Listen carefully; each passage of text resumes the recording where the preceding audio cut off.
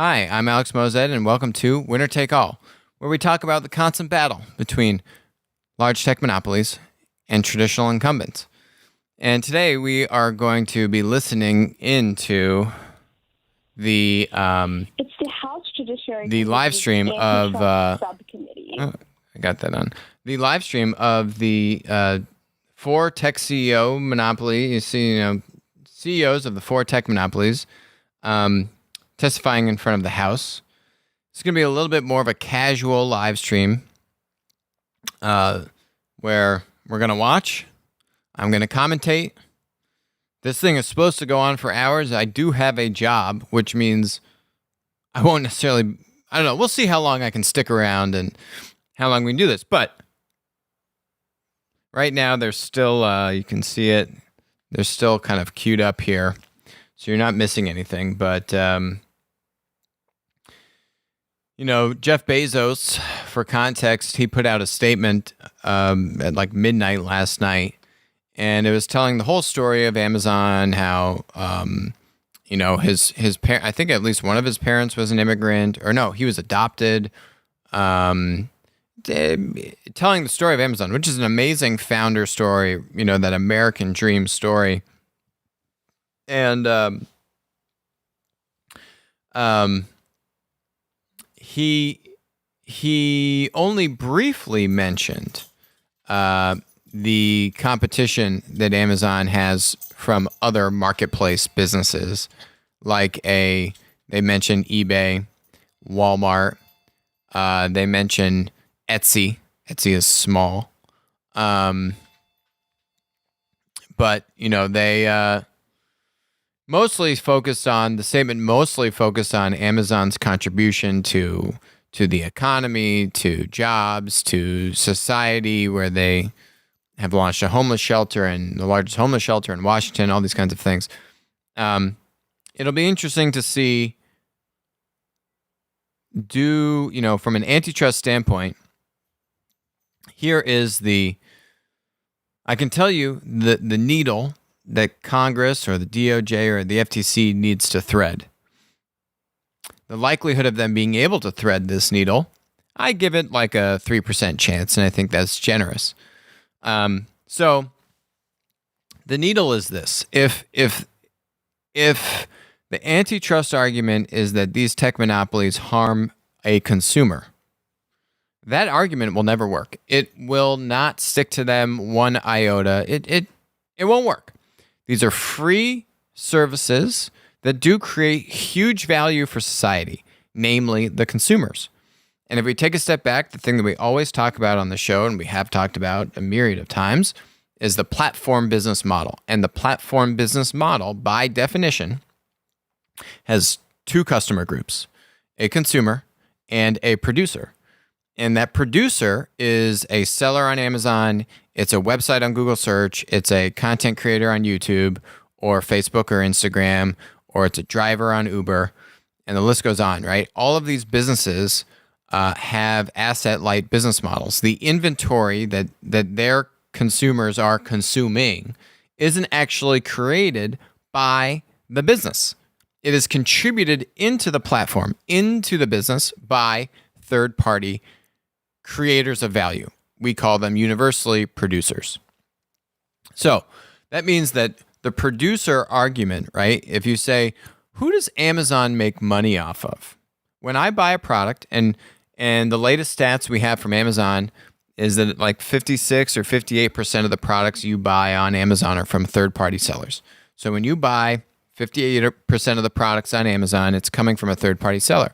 Those 58% of the transactions, Amazon does not make money from you, the consumer. Amazon makes money from the third-party sellers. When I buy a product through Amazon via a third-party seller, Amazon is getting paid a 10, 15, 20% commission. So if I buy something for $100, Amazon is getting a cut of $15 from the third-party seller. So when you think about the flow of money, looks like there's some commotion going on here.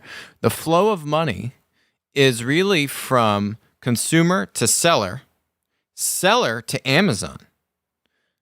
Now, to me, that makes the seller Amazon's customer. And when you think about antitrust precedent over the past 50 years, what it says is, does a monopoly put the customer at a disadvantage? So there's two key tenets of this conceptual and both legal argument about antitrust for these tech monopolies. One is the producer, the supplier, is a customer. You need to establish that thread, right? Like I'm talking about. Seller is actually paying Amazon, therefore seller equals customer to Amazon. That's one. The other part of it then is you say, well, for the market that these customers operate in or are within, that business has a monopoly market share. So for Amazon, when you add up the total GMV, right? So all the marketplace businesses, which Jeff briefly speaks to in the statement that he published last night. There's Amazon with 3P. These are the third-party sellers. It's not e-commerce. It's not a linear reseller e-commerce model. It's a marketplace model where that inventory is coming from third-party sellers. When you look at the landscape of marketplaces in the United States, and if you are a seller, you need to say, okay, what are the different channels that you as a seller can sell products online through a marketplace? And how big is that market? And how much of that market does Amazon control? Okay, so who are the major players in the 3P marketplace model? Amazon, eBay, Etsy. They list all those. Walmart, a relatively new addition. They list all those in their letter.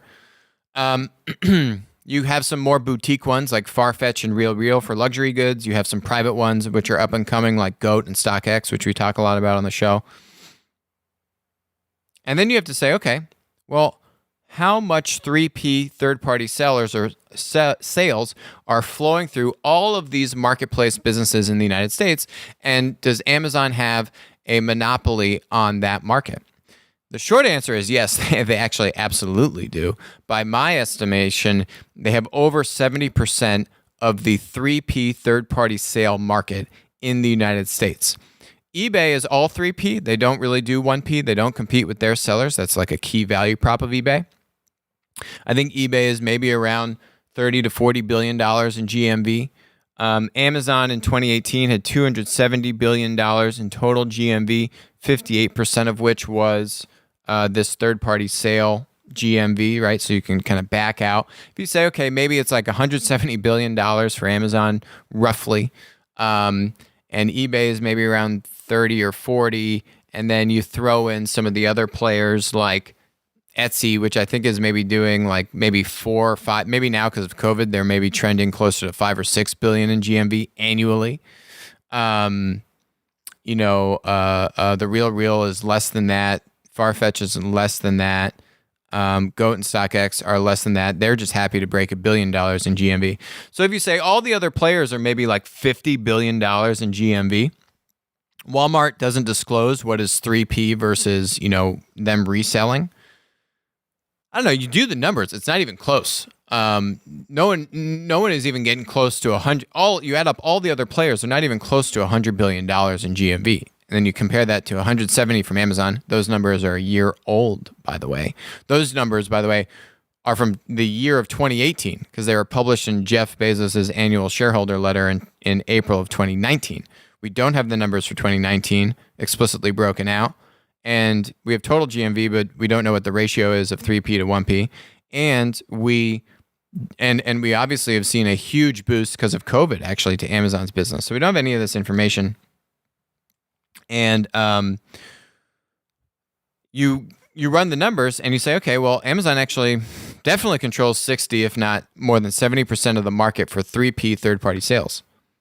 And then you say, okay, what is Amazon doing to compete unfairly and to put these customers, the sellers, at a disadvantage? And there is a plethora of evidence supporting this. We've covered it on the show, how they will require their sellers to submit their purchase orders, and then you'll take the purchase order and then go directly to the manufacturer and cut the seller out of the deal. You can't do that. Just many kind of predatory pricing, right? Taking the seller data, launching their own competitive products, or 1Ping the inventory so the seller can't sell at 3P. I mean, that's an easy case to make. And that's some of what the EU is investigating, is Amazon competing unfairly with their sellers. It's still not clear. I still think the EU is going to try and make this a three-way circus where they're going to say, yeah, you took advantage of the sellers, and then that ultimately puts the consumer at a disadvantage. My point is this: you don't even need to worry about the end consumer. They're not even a factor. All you need to say is a seller is a customer. Amazon is a majority, 70+% control player of the market for selling stuff through marketplaces online. Amazon competes unfairly against customers that are sellers. And that's it. It's just between Amazon and seller. That's the case. That's an antitrust case. Now, they'll win. You will win that. It'll take you 5 to 10 years to win it, but you will win it. Guaranteed. You cannot get distracted by the shiny object called the end consumer. You need to keep the end consumer completely out of the conversation. This is just a conversation about sellers and platform dominance. Oh, what would be some precedent for this, Alex? This thing called Microsoft in the 90s. What did Microsoft get in trouble for? Competing unfairly against other app developers, namely internet browsers. They wanted to promote Internet Explorer. There was Netscape and all these other browsers that Microsoft competed unfairly against producers, app developers wanting to build stuff on Microsoft, the operating system, the development platform. That's the only thing that has stuck in the past 20, 25 years against tech monopolies, is competing unfairly against supply. We had Tim O'Reilly on the show a few weeks ago talking about this exact same concept. When platforms hit monopoly scale, who do they take advantage of? It's not the consumer. It's actually the producer. So will the Congress men and women today grill the CEOs on them taking advantage of their suppliers? God, I hope so. Again, I give it a 3% chance. Unfortunately, but hey, we're going to have some fun watching this and seeing what kind of circus this deteriorates into. This was supposed to happen on Monday, and then I guess a day or two before, Congress said, no, we're not doing it on Monday. We're going to do it on Wednesday. And I mean, these are the CEOs of the biggest companies in the world. There's a lot of interest. There's a lot of ego. There's a lot of power dynamics in this. There's a lot of lobbying involved in this. So if we say that the DOJ or the FTC is even able to make that case, Amazon or platforms in general, that same argument is applicable for Google search against websites. We've seen countless examples of Google search just ripping content off of websites and then competing and offering that functionality on their own. In travel with a company called Lyrics.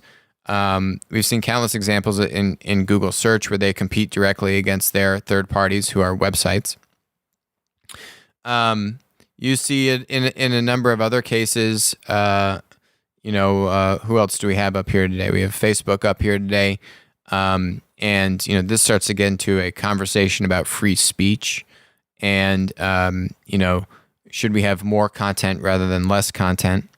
Here's our buddy Tim from Apple, Tim Apple. And, does Apple treat their app developers unfairly? You've seen a lot of buzz around Spotify taking issue with Apple. Some apps recently, like this email app saying that Apple's unfairly forcing them to use their digital payment, Apple's payment tools, so Apple gets a 30% cut. All of this is really on the supply side. Consumers generally are happy with these brands, and they should be, because the consumer gets huge value, free value, huge value prop. You're never going to win this argument by saying that the consumer is treated unfairly. And the privacy stuff is a red herring. The privacy stuff actually helps the tech monopolies. We've seen this in the GDPR. In Europe, where GDPR, Mark and Sundar from Google should be kissing the feet of the European legislators for GDPR. Because what GDPR did is it created all these rules and requirements and laws around privacy and data tracking and data storage. And if you didn't comply with these rules properly, you get fined. Guess who has the best data and the best technology to comply with these rules? Oh, Google and Facebook. Guess what happened post GDPR?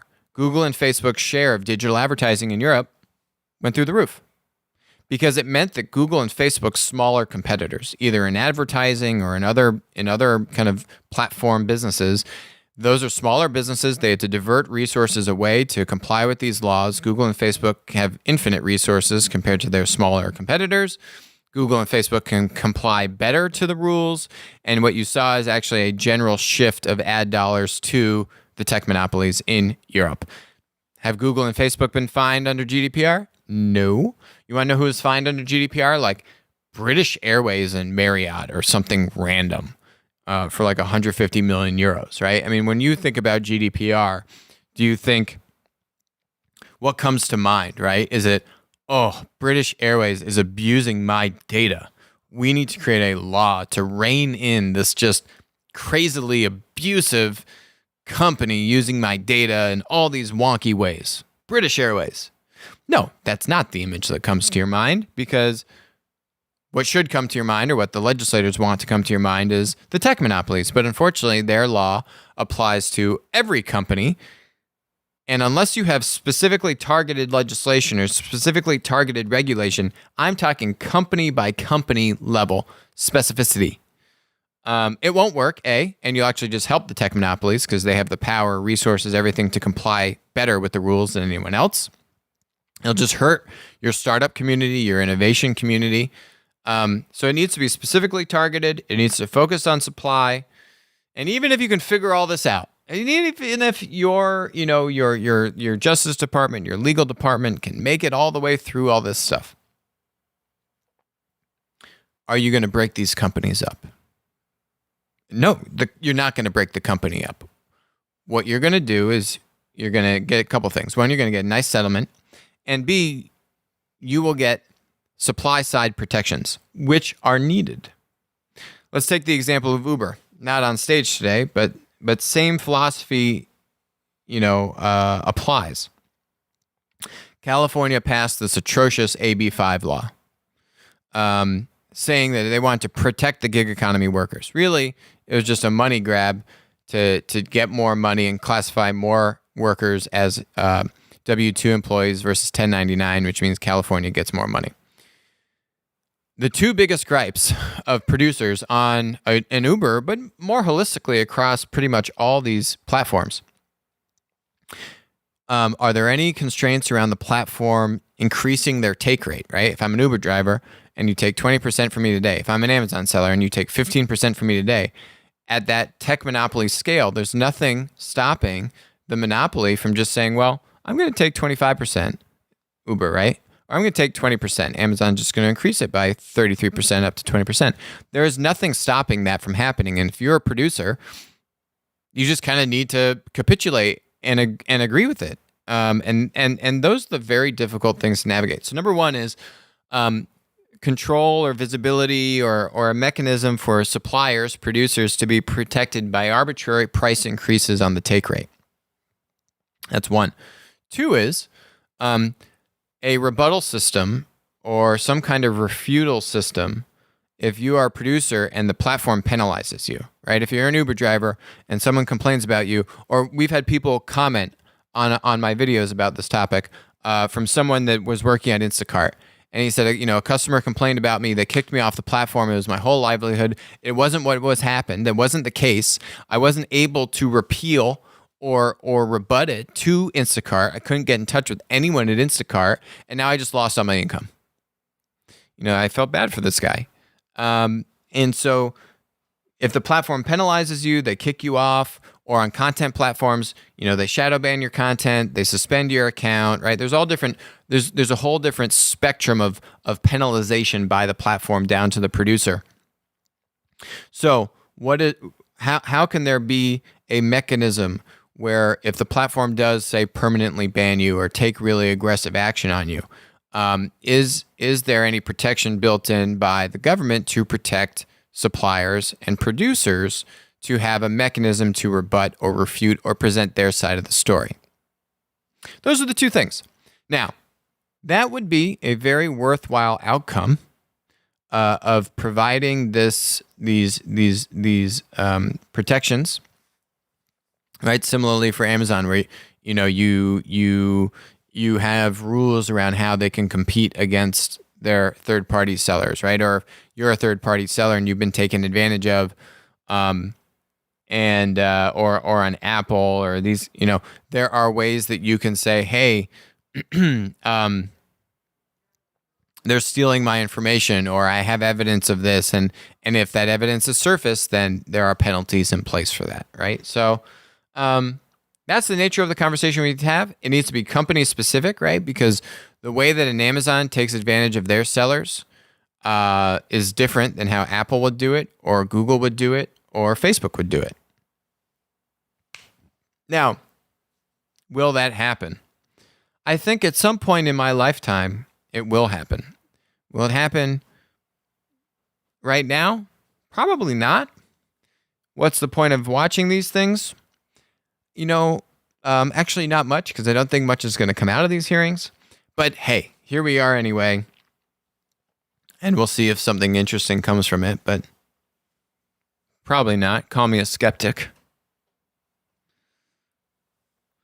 Still a lot of jibber jabber. Actually pay you to sign that waiver, or give you some benefit to sign that waiver, so that you would deal with that platform and they could sell your information. And I don't think selling information is necessarily bad. Having an informed business community that knows what your buying habits are can be a good thing if you consent to allow that information to be shared. So I think you're absolutely right. A lot of people don't even know that they have the ability to make their information non-public. And I appreciate you asking that question, because I think it's a concern to Americans of frankly, all political stripes. We don't want government and businesses knowing everything about us. And right now, because of our reliance on the internet, we oftentimes end up distributing that information without our consent. Congressman, what is the value of someone's personal data, and how can you figure that out?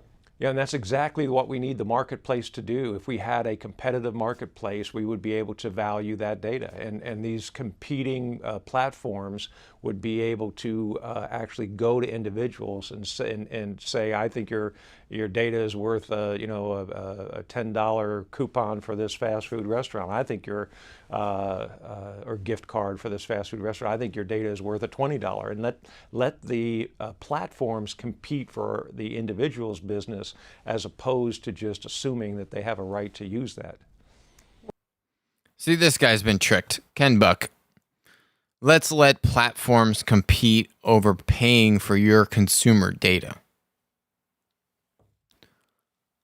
It's just never going to happen. It just, I'd like to live in a somewhat pragmatic world. Ken, this isn't going to happen. It's just not realistic. It's never going to happen. Data. Let's go sell the data. Let's create a data exchange. Okay, yeah. Love to hear how that works. Way down.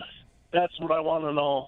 I absolutely agree. And I have not voted for an appropriations bill for years because of our debt. And I have to tell you, I believe it is the greatest threat to our country that we have right now. Years ago, Admiral Mullen, who was the chairman of the Joint Chiefs of Staff, said just that. It's not Russia, it's not China, it's not Iran, it's not North Korea. It is our national debt that will take us down.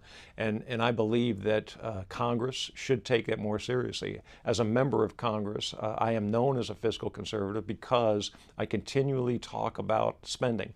When we have to deal with a pandemic like this, the first question we should ask is, how do we pay this back? What is the payment schedule? If you bought a home and got a mortgage, you would get a payment schedule. When we are spending trillions of dollars on a pandemic, we should have a strategy a plan to make sure that we are paying back this debt. We would be $1 trillion in debt without the pandemic. Just regular spending puts us $1 trillion in debt. The real challenge that we have as a country and as a Congress, because Congress just reflects the values of the country. But the problem we have right now is that every time Congress moves to cut a program, there is an outcry, and there is, frankly, political pain to pay for that. I don't have a problem doing that. I'm frankly happy to go home to Colorado and find other work to do if we could ever solve this problem. But as soon as you talk about cutting Medicare, cutting Medicaid, and not even necessarily cutting in terms of the reduction of the actual dollar value, but just cutting the rate of increase, it becomes a huge political football. The same thing with cutting military spending or cutting social programs. We have to look at what is the core function of the federal government, and are we doing things that go beyond that function? Should we be involved in the issue of education to the extent that we are right now, or is that something that should be handled at the local level or at the state level? Those are fundamental issues, excuse me, that we are not addressing that we need to address. Hanover, Pennsylvania. Wayne is next. He's a Democratic caller. You're on the air with Congressman Ken Buck. Greta, Yes, sir. I got a question for you. You have it up after this guy next. Jim Clyburn. Are you? All right. Congressman Clyburn. That's very nice of you. Now, to him, you talk about how nice Barr is and all. Yeah, I'm a Democrat. I don't believe anything that you... So, this isn't going yet. In other news, we had eBay announce earnings last night, and they actually beat on every account. They beat on earnings per share, revenue. They actually even increased their projection for growth and revenue beyond what the street expected going forward. Yet, eBay stock is still down. What's it at?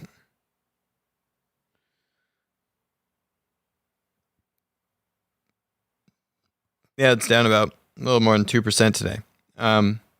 Now, I think eBay had a lot of increase built into it going into this earnings release because they're selling their classifieds business off for about $9 billion. So, I think there was a lot of hype leading into this earnings release, even though they literally beat on every metric, and the key metric that Wall Street looks at for all these tech platform companies is growth.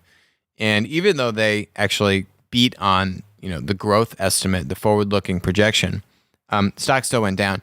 I attribute that more so to just a lot of hype with the sale of this business, and it kind of receding from there because the rest of the market overall is actually up today. So, but I think I've spoken about this now maybe last week too, where we spoke about StockX having a banner couple months in May and June. Interesting, right? eBay having a banner, having a very strong quarter, like a very strong quarter. And then we think, okay, well, what other companies, kind of these like niche marketplace businesses? eBay's not niche, but StockX is. The other ones that are going to come up with earnings are going to be Etsy, Farfetch, and The RealReal. And full disclosure, I put money into those stocks recently because I think that we are going to see very strong performances from those marketplaces as well when they release earnings.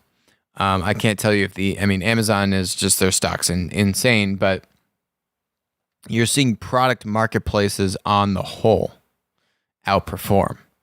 And, if the StockX kind of release that's a private company is a testament to that. If eBay's earnings release is a testament, despite the stock going down, I think for other reasons.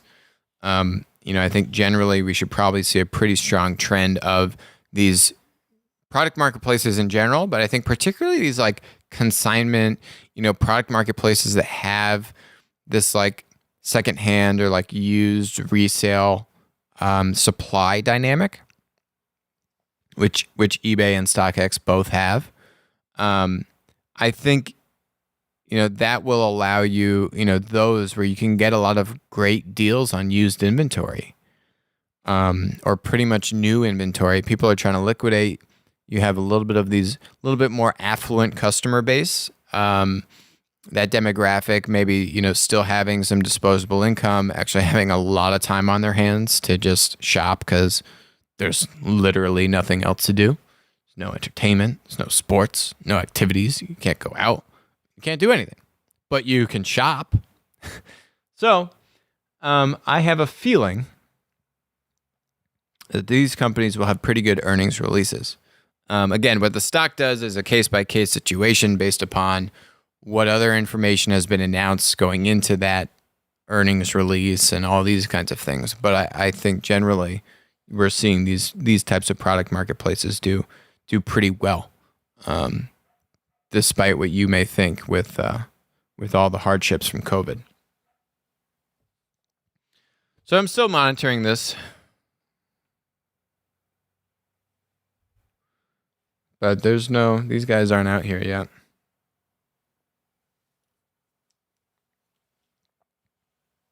The looting and the violence that we see in the streets of Portland and other cities, we are going to be distracted from some of the very important issues that we need to address. Frank is next in Grayson, Georgia, Republican.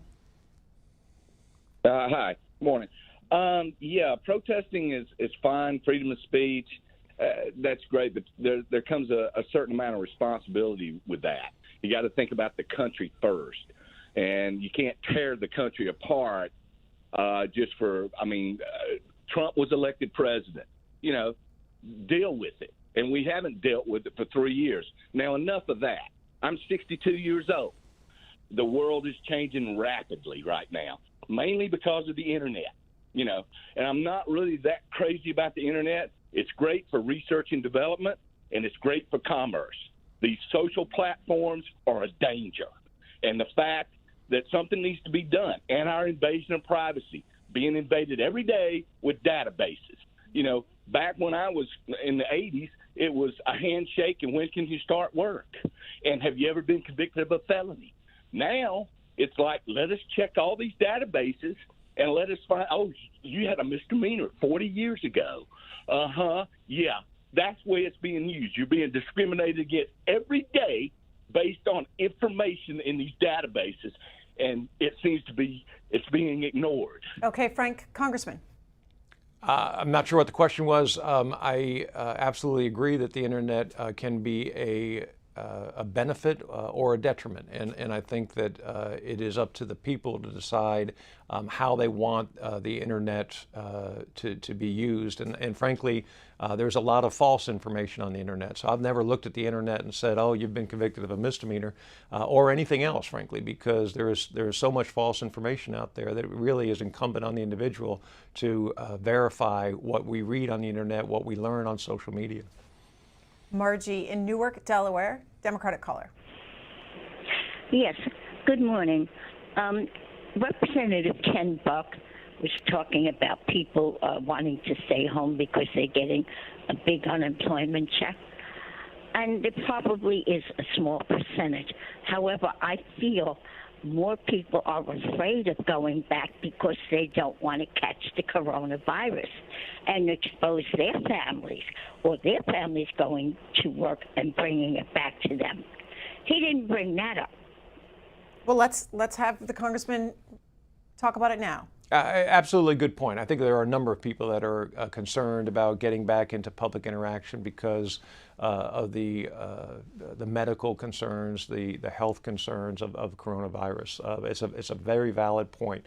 My point is simply that when you look at the long-term impact of unemployment benefits that exceed employment benefits, there is a negative impact on getting people back to work. But you raise a very valid point, and that is that there are people that have public health concerns about going back to retail jobs and other jobs, and we need to take those into account. Congressman Ken Buck, Republican of Colorado, we thank you for your time this morning and talking to our viewers. Thank you.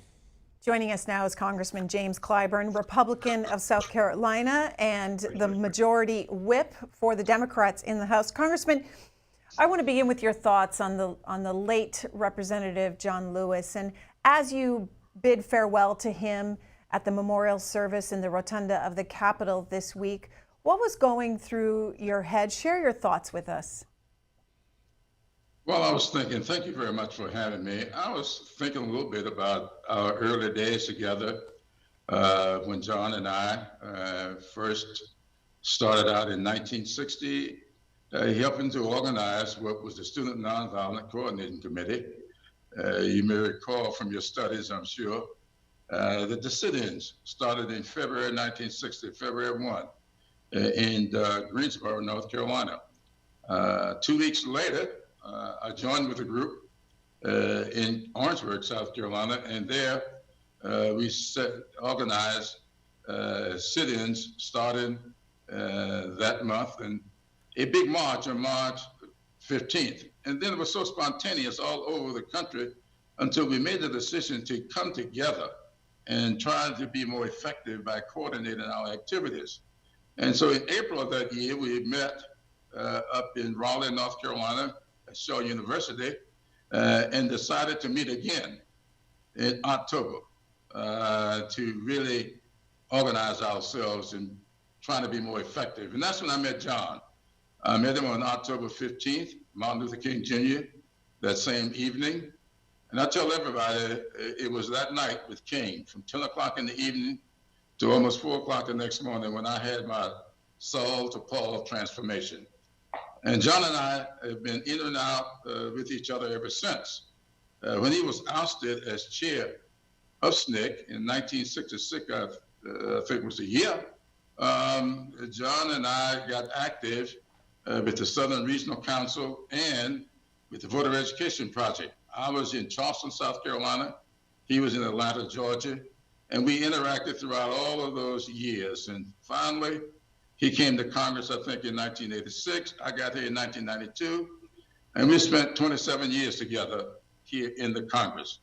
And so all of that stuff was flowing through my mind. And I thought about the last conversation I had with him on the floor when he was lamenting as to how he was fearful that the Black Lives Matter movement that was being so effective, that he was so proud of.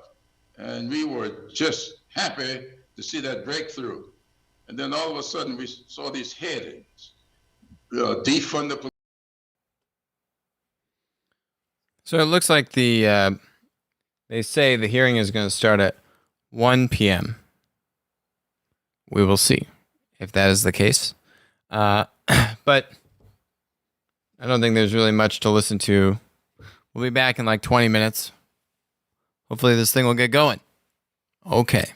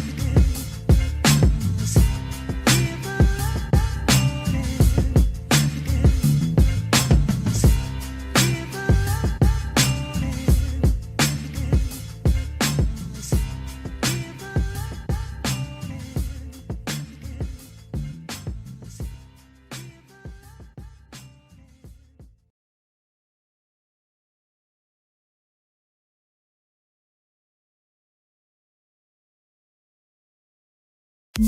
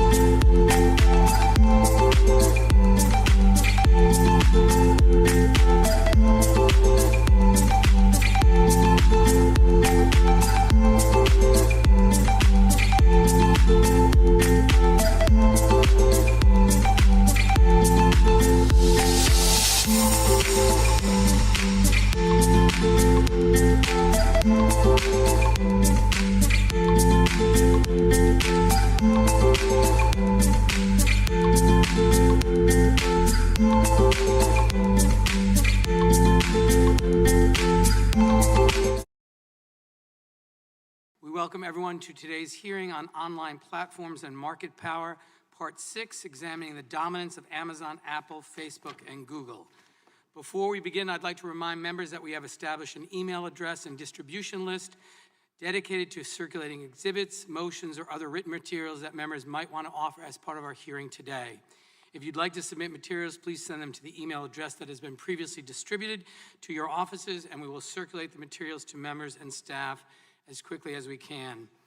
I would also remind all members that guidance from the Office of the Attending Physician states that face coverings are required for all meetings in an enclosed space, such as committee hearings. I expect all members on both sides of the aisle to wear a mask except when you are speaking. I now recognize myself for an opening statement. More than a year ago, this subcommittee launched an investigation into digital markets. Our two objectives have been to document competition problems in the digital economy and to evaluate whether the current antitrust framework is able to properly address them. In September 2019, the chairman and ranking members of the full committee and the subcommittee issued sweeping bipartisan requests for information to the 4 firms that will testify at today's hearing. Since then, we've received millions of pages of evidence from these firms, as well as documents and submissions from more than 100 market participants. We also conducted hundreds of hours of interviews. As part of this investigation, we have held 5 hearings to examine the effects of online market power on innovation and entrepreneurship, data privacy, a free and diverse press, and independent businesses in the online marketplace. We've held 17 briefings and roundtables with over 35 experts and stakeholders in support of our work. This investigation has been bipartisan from the start. It's been an honor to work alongside my colleague, Congressman Jim Sensenbrenner, the subcommittee's ranking member. If you're just joining us, as well as the former ranking member of the full committee, Congressman Doug Collins. We work closely with all members of the subcommittee on both sides of the aisle. 4 CEOs of the large tech monopolies coming to us live. As my colleague, Congressman the chairman is kicking off the meeting, commented, and I quote, "This is the most writing a little preamble to all the work they've done over the past year to prepare for this investigation." Be interesting to see. Google. Amazon runs the largest online marketplace in America, capturing 70% of all online marketplace sales. It operates across a vast array of businesses, from cloud computing and movie production to transportation. We actually just discussed that stat, 70% of all marketplace sales. Out of Walmart, Target, Salesforce, IBM, eBay, and Etsy combined. Apple is a dominant provider of smartphones with more than 100 million iPhone users in the United States alone. In addition to hardware, Apple sells services and apps, including financial services, media, and games. Facebook is the world's largest provider of social networking services, with a business model that sells digital ads. Despite a litany of privacy scandals and record-breaking fines, Facebook continues to enjoy booming profits, $18 billion last year alone. Lastly, Google is the world's largest online search engine, capturing more than 90% of searches online. It controls key technologies and digital ad markets and enjoys more than 1 billion users across 6 products, including browsers, smartphones, and digital maps. Prior to the COVID-19 pandemic, these corporations already stood out as titans in our economy. In the wake of COVID-19, however, they're likely to emerge stronger and more powerful than ever before. As American families shift more of their work, shopping, and communication online, these giants stand to profit. Locally owned businesses, meanwhile, mom and pop stores on Main Street, face an economic crisis unlike any in recent history. As hard it is to believe, it's possible that our economy will emerge from this crisis even more concentrated and consolidated than before. These companies serve as critical arteries of commerce and communications. Because these companies are so central to our modern life, their business practices and decisions have an outsized effect on our economy and our democracy. Any single action by one of these companies can affect hundreds of millions of us in profound and lasting ways. Although these 4 corporations differ in important and meaningful ways, we've observed common patterns and competition problems over the course of this investigation. First, each platform is a bottleneck for a key channel of distribution. Whether they control access to information or to a marketplace, these platforms have the incentive and ability to exploit this power. They can charge exorbitant fees, impose oppressive contracts, and extract valuable data from the people and businesses that rely on them. Second, each platform uses its control over digital infrastructure to surveil other companies, their growth, business activity, and whether they might pose a competitive threat.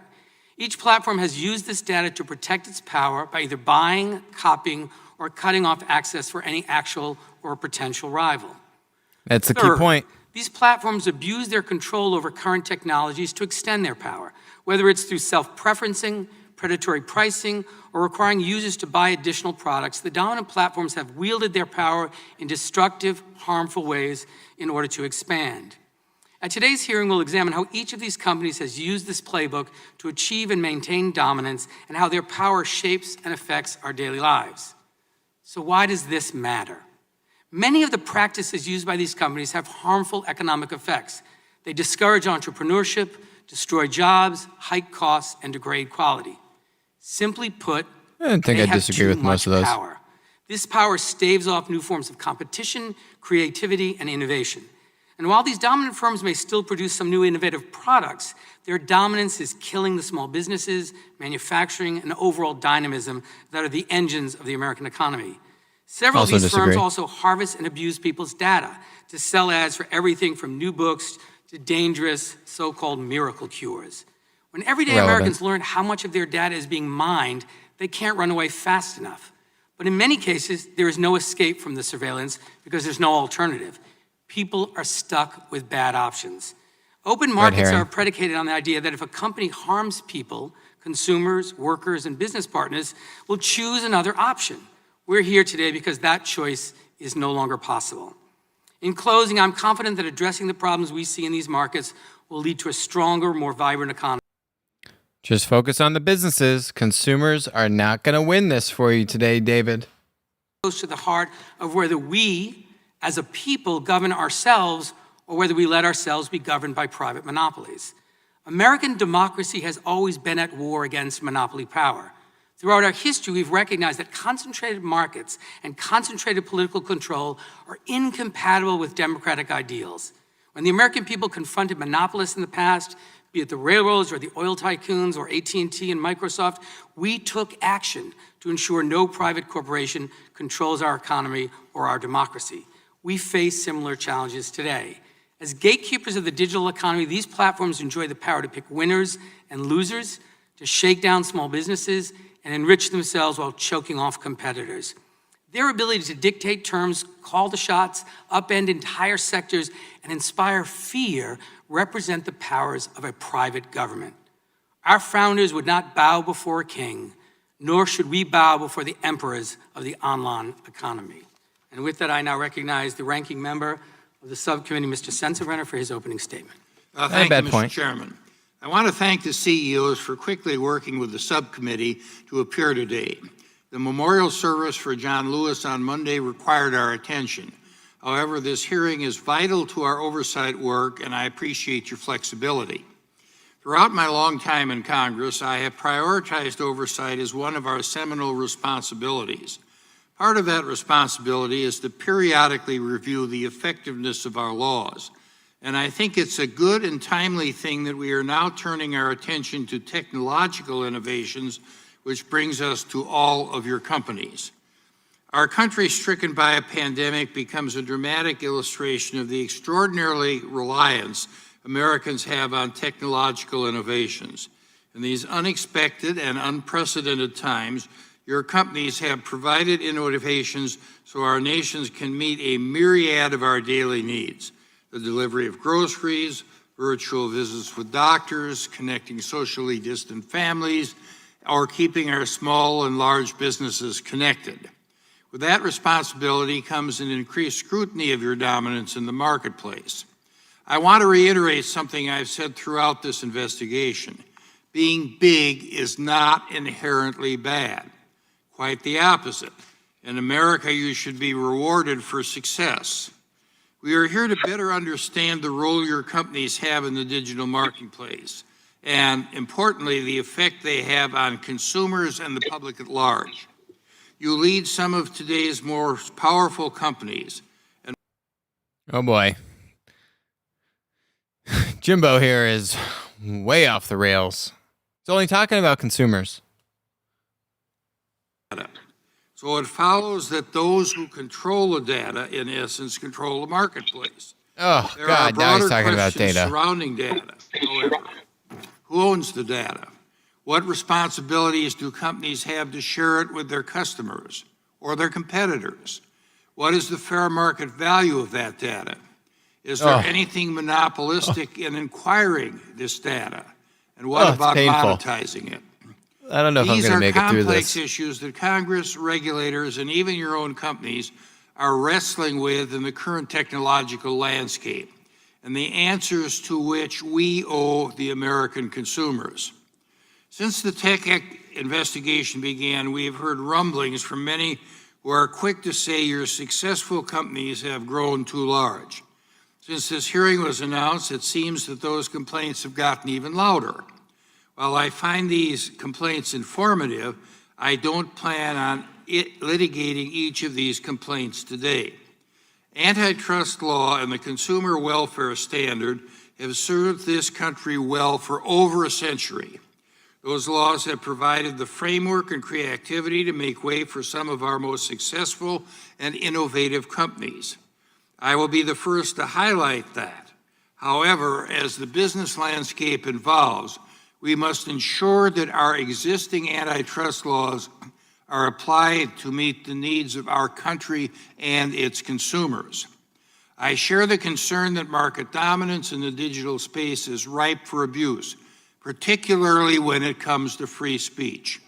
As we know, companies like Facebook, Google's YouTube, and Twitter have become the public square of today where political debate unfolds in real time.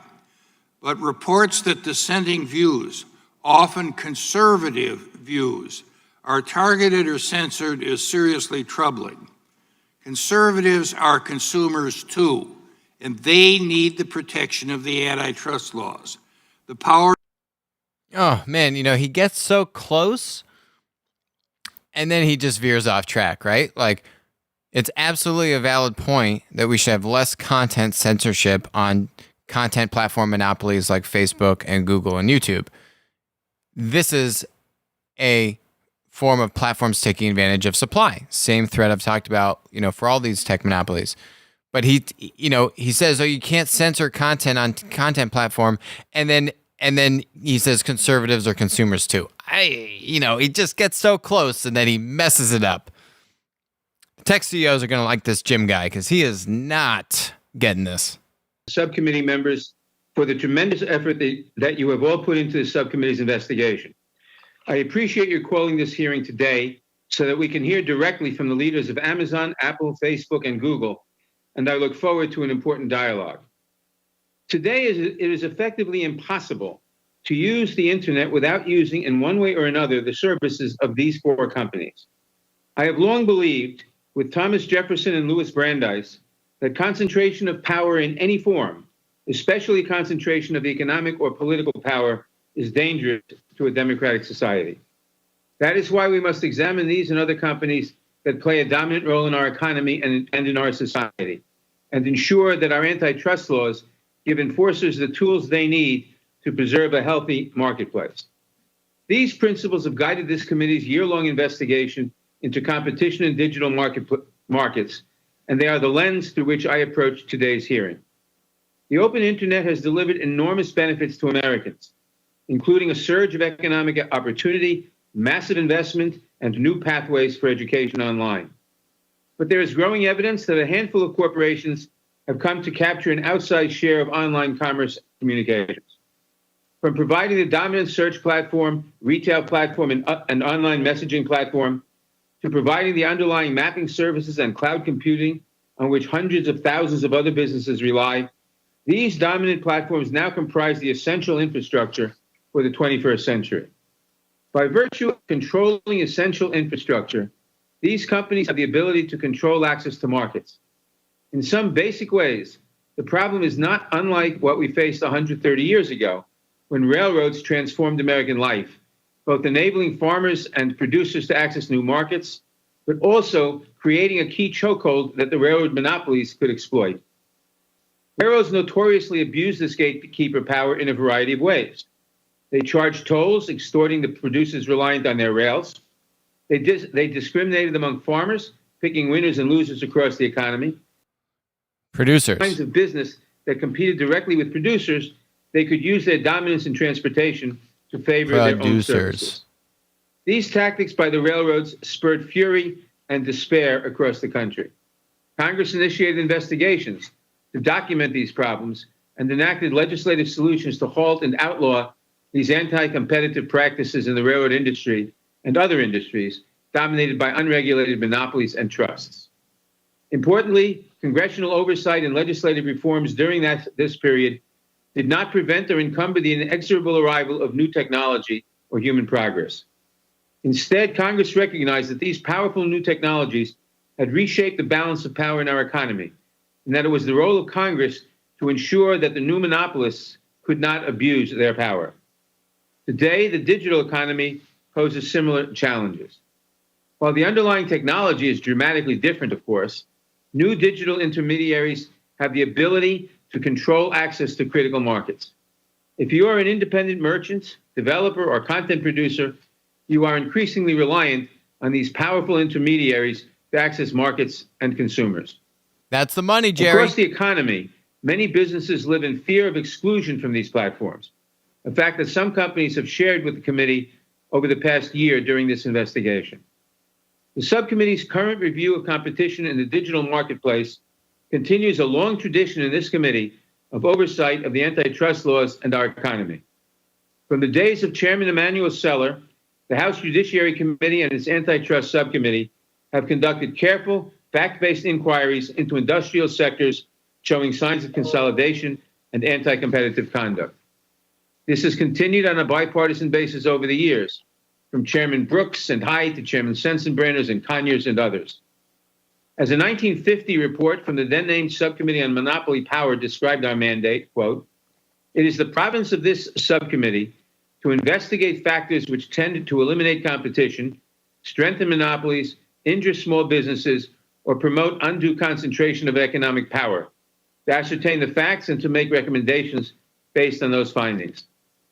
Following in this proud tradition, our investigation has held hearings with industry and government witnesses, consultations with subject matter experts, and a careful and at times painstaking review of large volumes of evidence provided by industry participants and regulators.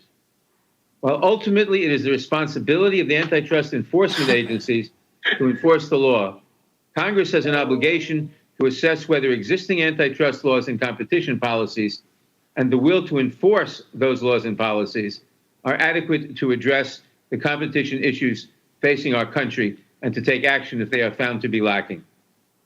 Given the dominant role that these four companies play in our economy and our society, it is only reasonable that our careful examination of the antitrust laws begin with them. I appreciate the participation of all. Jerry had the best opening statements, hands down. Didn't mention consumers once. He said, we're here to see if the antitrust law can be effective. The answer is it is. The antitrust law fits perfectly. But he also said, do our agencies have the willingness to enforce it? That's another question. Of this subcommittee, Mr. Sensenbrenner, I'm not sure how many more committee hearings this subcommittee or the full committee are going to have this Congress, but I want to thank Jim for his great work for the constituents of his district in Wisconsin for this many years and for the work he has done for this entire committee. I'll just cut to the chase. Big tech's out to get conservatives. That's not a suspicion. That's not a hunch. That's a fact. July 20th, 2020, Google removes the homepages of Breitbart and the Daily Caller. Just last night, we learned Google has censored Breitbart so much traffic has declined 99%. June 16th, 2020, Google threatens to demonetize and ban the Federalist. April 19th, 2020, Google and YouTube announce a policy censoring the content that conflicts with recommendations of the World Health Organization. Now think about that. The World Health Organization, the organization that lied to us, the organization that shilled for China, and if you contradict something they say, they can say whatever they want. They can lie for China. They can shill for China. You say something against them, you get censored.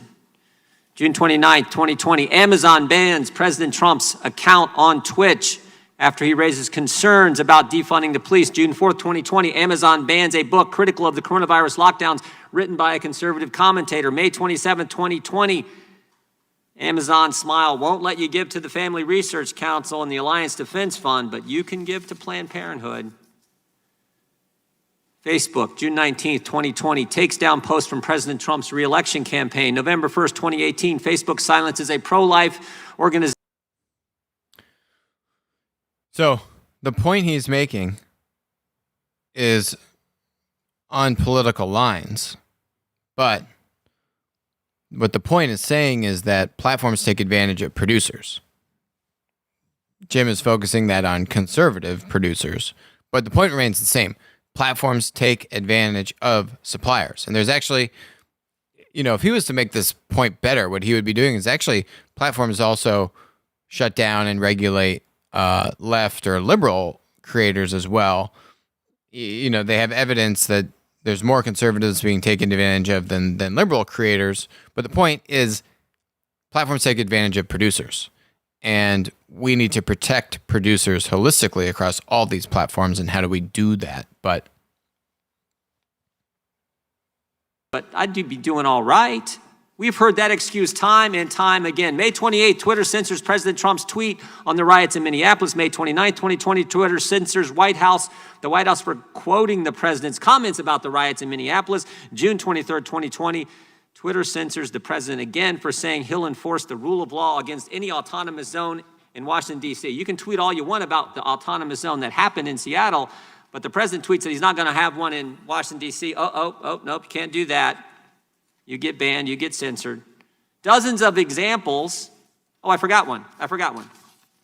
Just last week, July 21st. Here's what Twitter did. The leader of Iran, the Islamic Republic of Iran, this is from the largest state sponsor of terrorism. Twitter allows this tweet, quote, the Islamic Republic of Iran will never forget the martyrdom of Soleimani and will definitely strike a reciprocal blow in the United States. So you can threaten the citizens of this great country, the leader of the largest state sponsor of terrorism, that's just fine. But the president says he's not going to allow some autonomous zone in D.C. and he gets censored.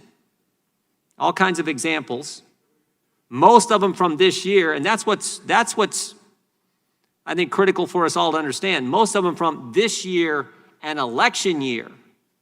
And that's what concerns me and so many Americans, because we saw what Google did in 2016. We all know about the email the day after the election where top executives at Google email chain where they talked about the silent donation Google made to the Clinton campaign. Now, thank goodness it wasn't enough, and in spite of their efforts to help Clinton, President Trump won. But we're 97 days before an election, and the power as the previous... These are valid points. Platforms take advantage of producers, but strategically, to accomplish this from Congress, does it make sense to be so partisan, in his attack on the platforms?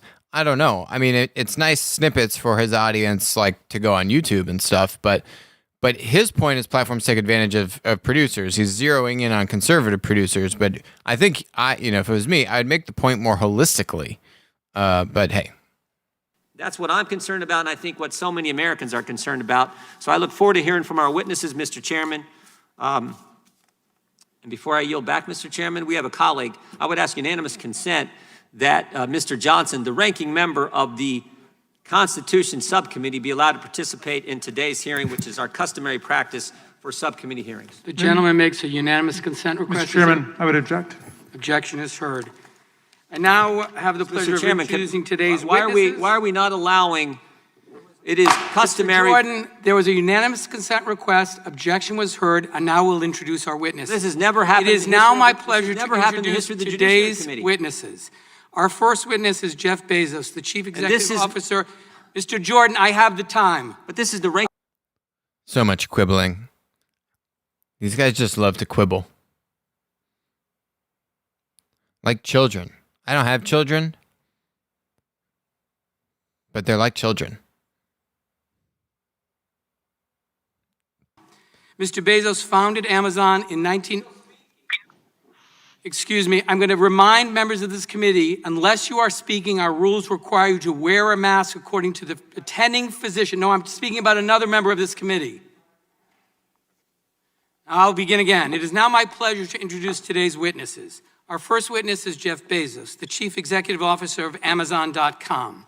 Mr. Bezos founded Amazon in 1994 as an online bookstore.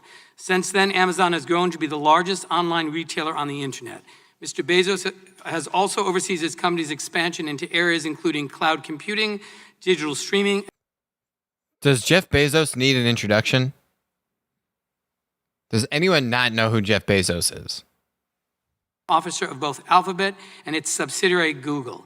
Mr. Pichai joined Google in 2004 and has helped manage a number of successful products, including Google Chrome, Gmail, and the Android operating system. Mr. Pichai also oversaw the company's popular search products. Prior to his time at Google, Mr. Pichai worked in management consulting at McKinsey. Mr. Pichai received a degree in metallurgical engineering from the Indian Institute of Technology, a master's degree from Stanford University, and an MBA from the Wharton School of the University of Pennsylvania. Our third witness is Tim Cook, the Chief Executive Officer of Apple. Mr. Cook joined Apple in 1998 and served as its Chief Operational Officer under Steve Jobs. In 2011, Mr. Cook was named CEO.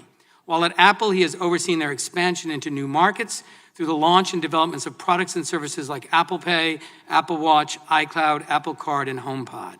Prior to joining Apple, Mr. Cook served as the Director of North American Fulfillment for IBM. Mr. Cook received a Bachelor of Science from Auburn University and an MBA from Duke University's Fuqua School of Business. The last witness at today's hearing is Mark Zuckerberg, founder, chairman, and CEO of Facebook. Mr. Zuckerberg initially launched Facebook in order to help connect college students at his school more easily. Since then, the company has grown into the world's largest social media platform with 1.7 billion global daily active users. Mr. Zuckerberg attended Harvard University before leaving to focus full-time on developing Facebook.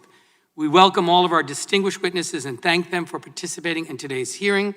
And now we'll begin by swearing you in.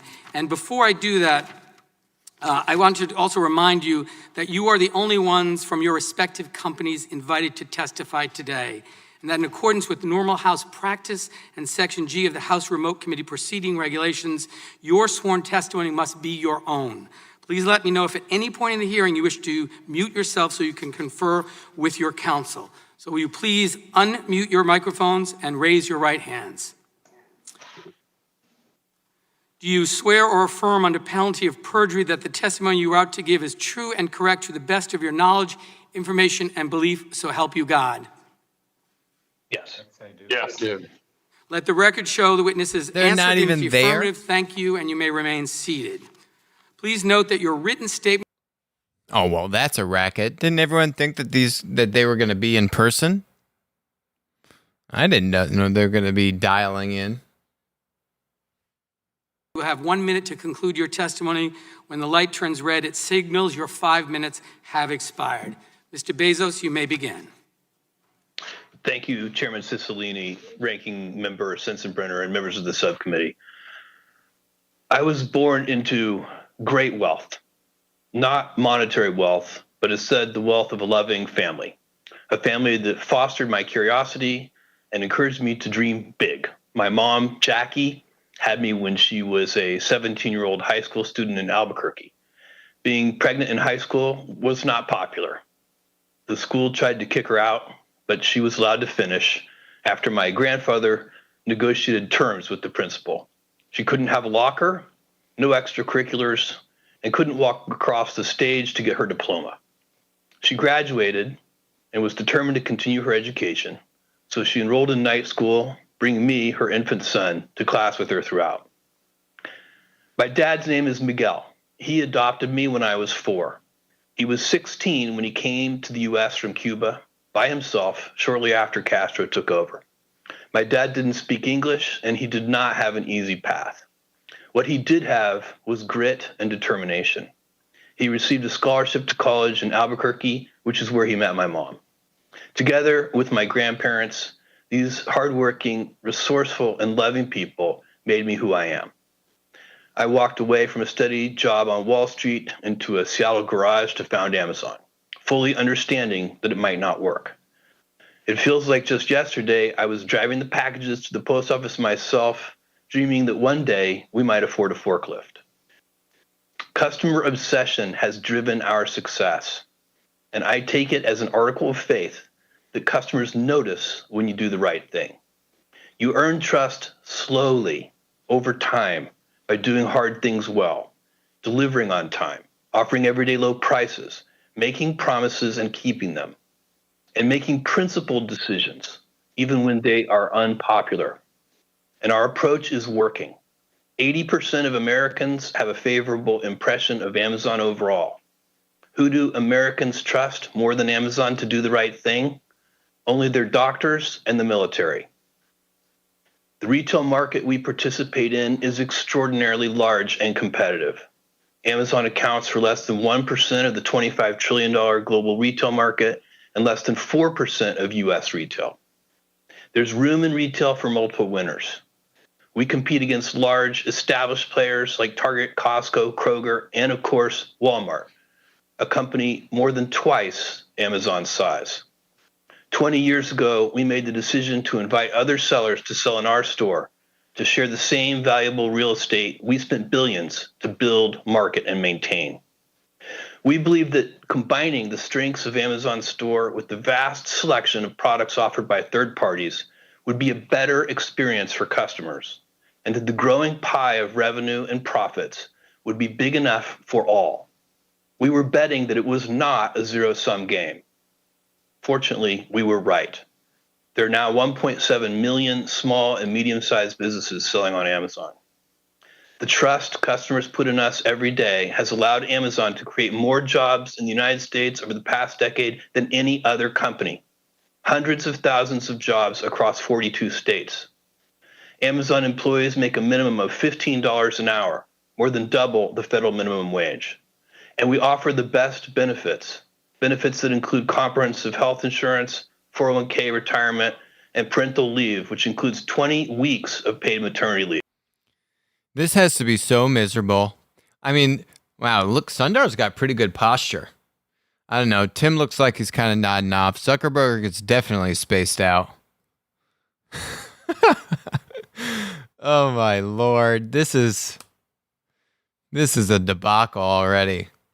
Imagine just being one of these CEO billionaires and you got to just sit there, live stream in. They're definitely hating their life right now. We also face the challenges of climate change and income inequality, and we're stumbling through the crisis of a global pandemic. Still, with all of our faults and problems, the rest of the world would love even the tiniest sip of the elixir we have here in the U.S. Immigrants like my dad see what a treasure this country is. They have perspective and often can see it even more clearly than those of us who were lucky enough to be born here. It is still day one for this country, and even in the face of today's humbling challenges, I have never been more optimistic about our future. I appreciate the opportunity to appear before you today, and I'm very happy to take your questions. Thank you, Mr. Bezos. Mr. Bachai, you are now recognized for 5 minutes. Thank you, Mr. Chairman, Ranking Member Sensenbrenner, and members of the subcommittee. Before I start, I know this hearing was delayed because of the ceremonies to honor the life of your colleague, Representative John Lewis. Because of his courage, this world is a better place. He'll be deeply missed.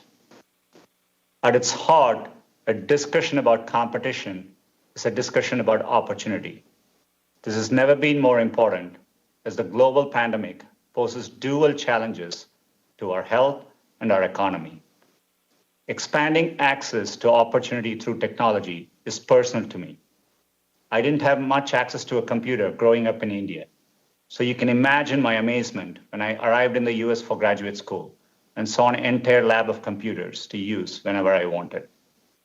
Accessing the internet for the first time set me on a path to bring technology to as many people as possible. It inspired me to build Google's first browser, Chrome. I'm proud that 11 years later, so many people experience the web through Chrome for free. Google takes pride in the number of people who choose our products. There we go. We are even They finally prouder figured of out what the they do with camera. them.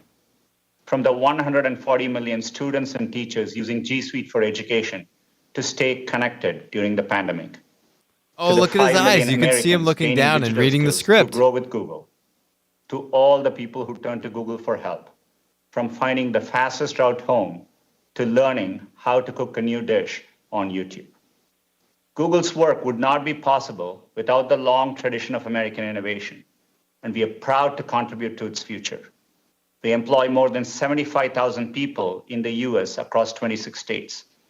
The Progressive Policy Institute estimated that in 2018, we invested more than $20 billion in the US, citing us as the largest capital investor in America that year, and one of the top 5 for the last 3 years. One way we contribute is by building helpful products.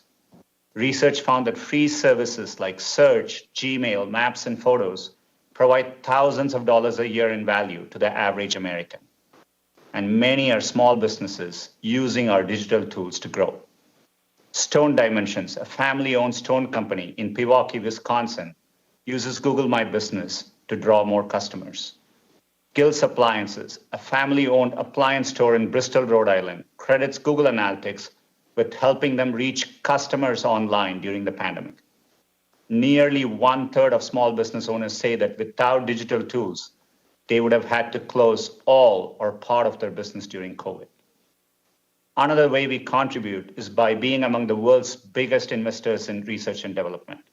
At the end of 2019, our R&D spend had increased tenfold over 10 years, from $2.8 billion to $26 billion. And we have invested over $90 billion the last 5 years.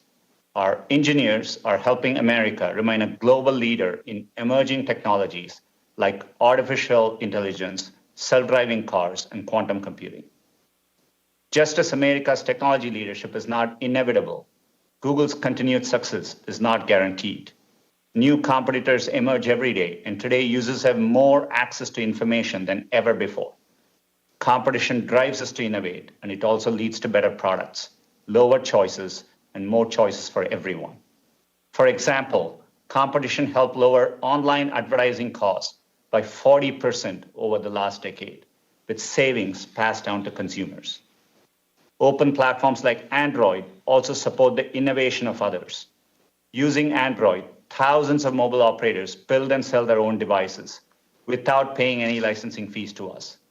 This has enabled billions of consumers to afford cutting-edge smartphones, some for less than $50. Whether building tools for small businesses or platforms like Android, Google succeeds when others succeed. Competition also sets higher standards for privacy and security. I've always believed that privacy. So he doesn't talk about the suppliers that they compete with and they take advantage of, right? It's about the consumers. It's about privacy. It's about his story, you know, being an immigrant coming from India. But magically avoiding the supplier story. That increase access to opportunity for everyone, no matter where you live, what you believe, or how much money you earn.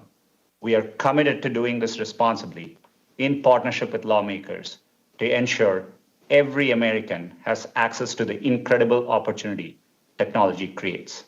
Thank you. Thank you, Mr. Pichai. Mr. Cook is now recognized for 5 minutes.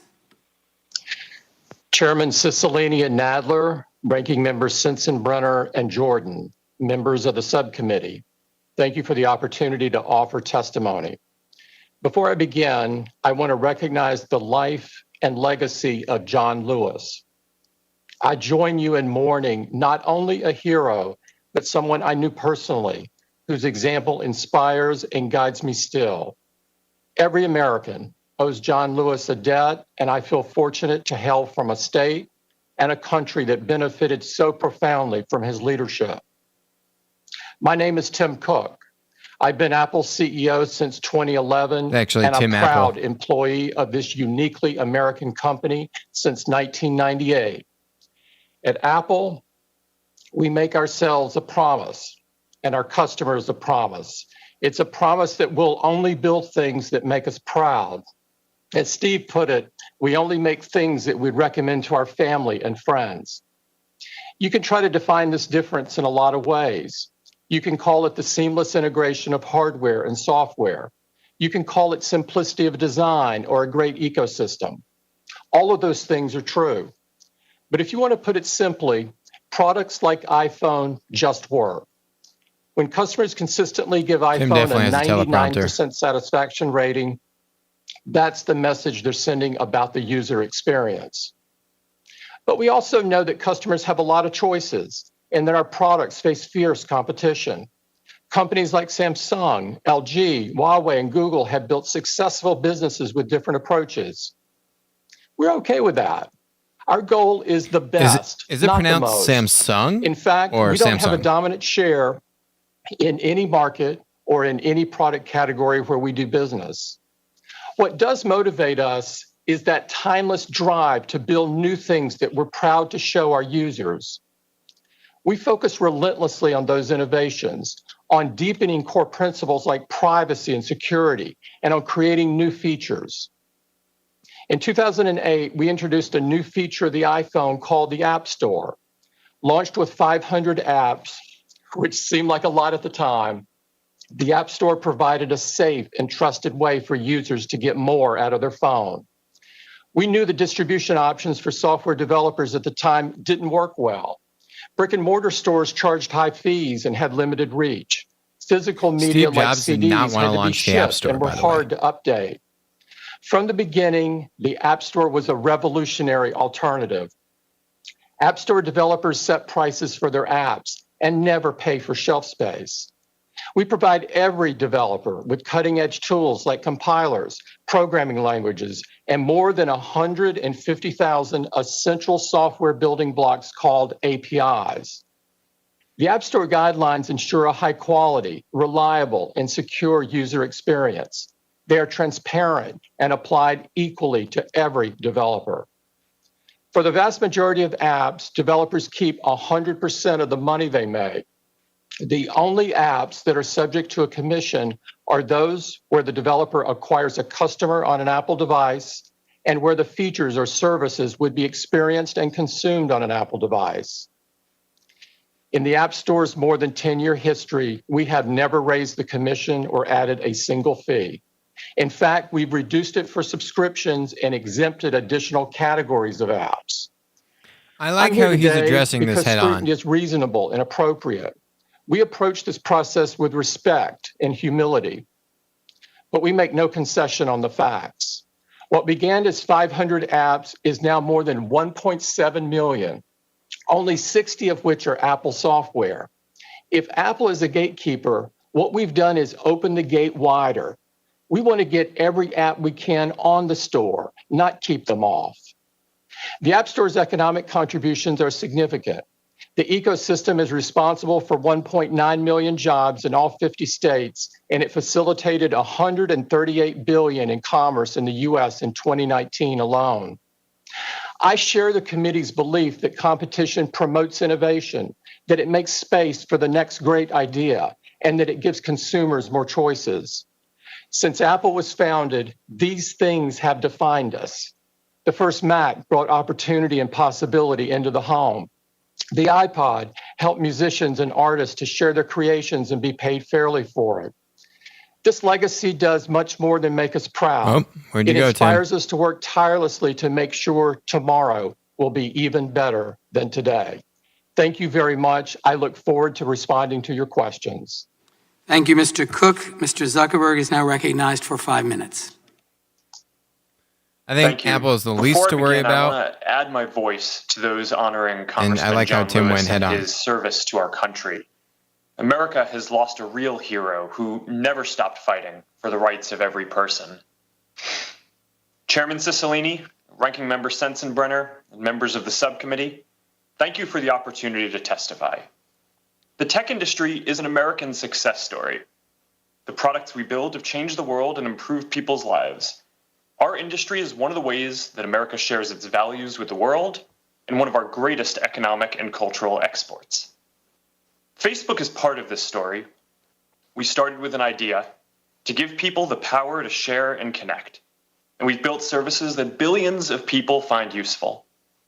I'm proud that we've given people who've never had a voice before the opportunity to be heard, and given small businesses access to tools that only the largest players used to have.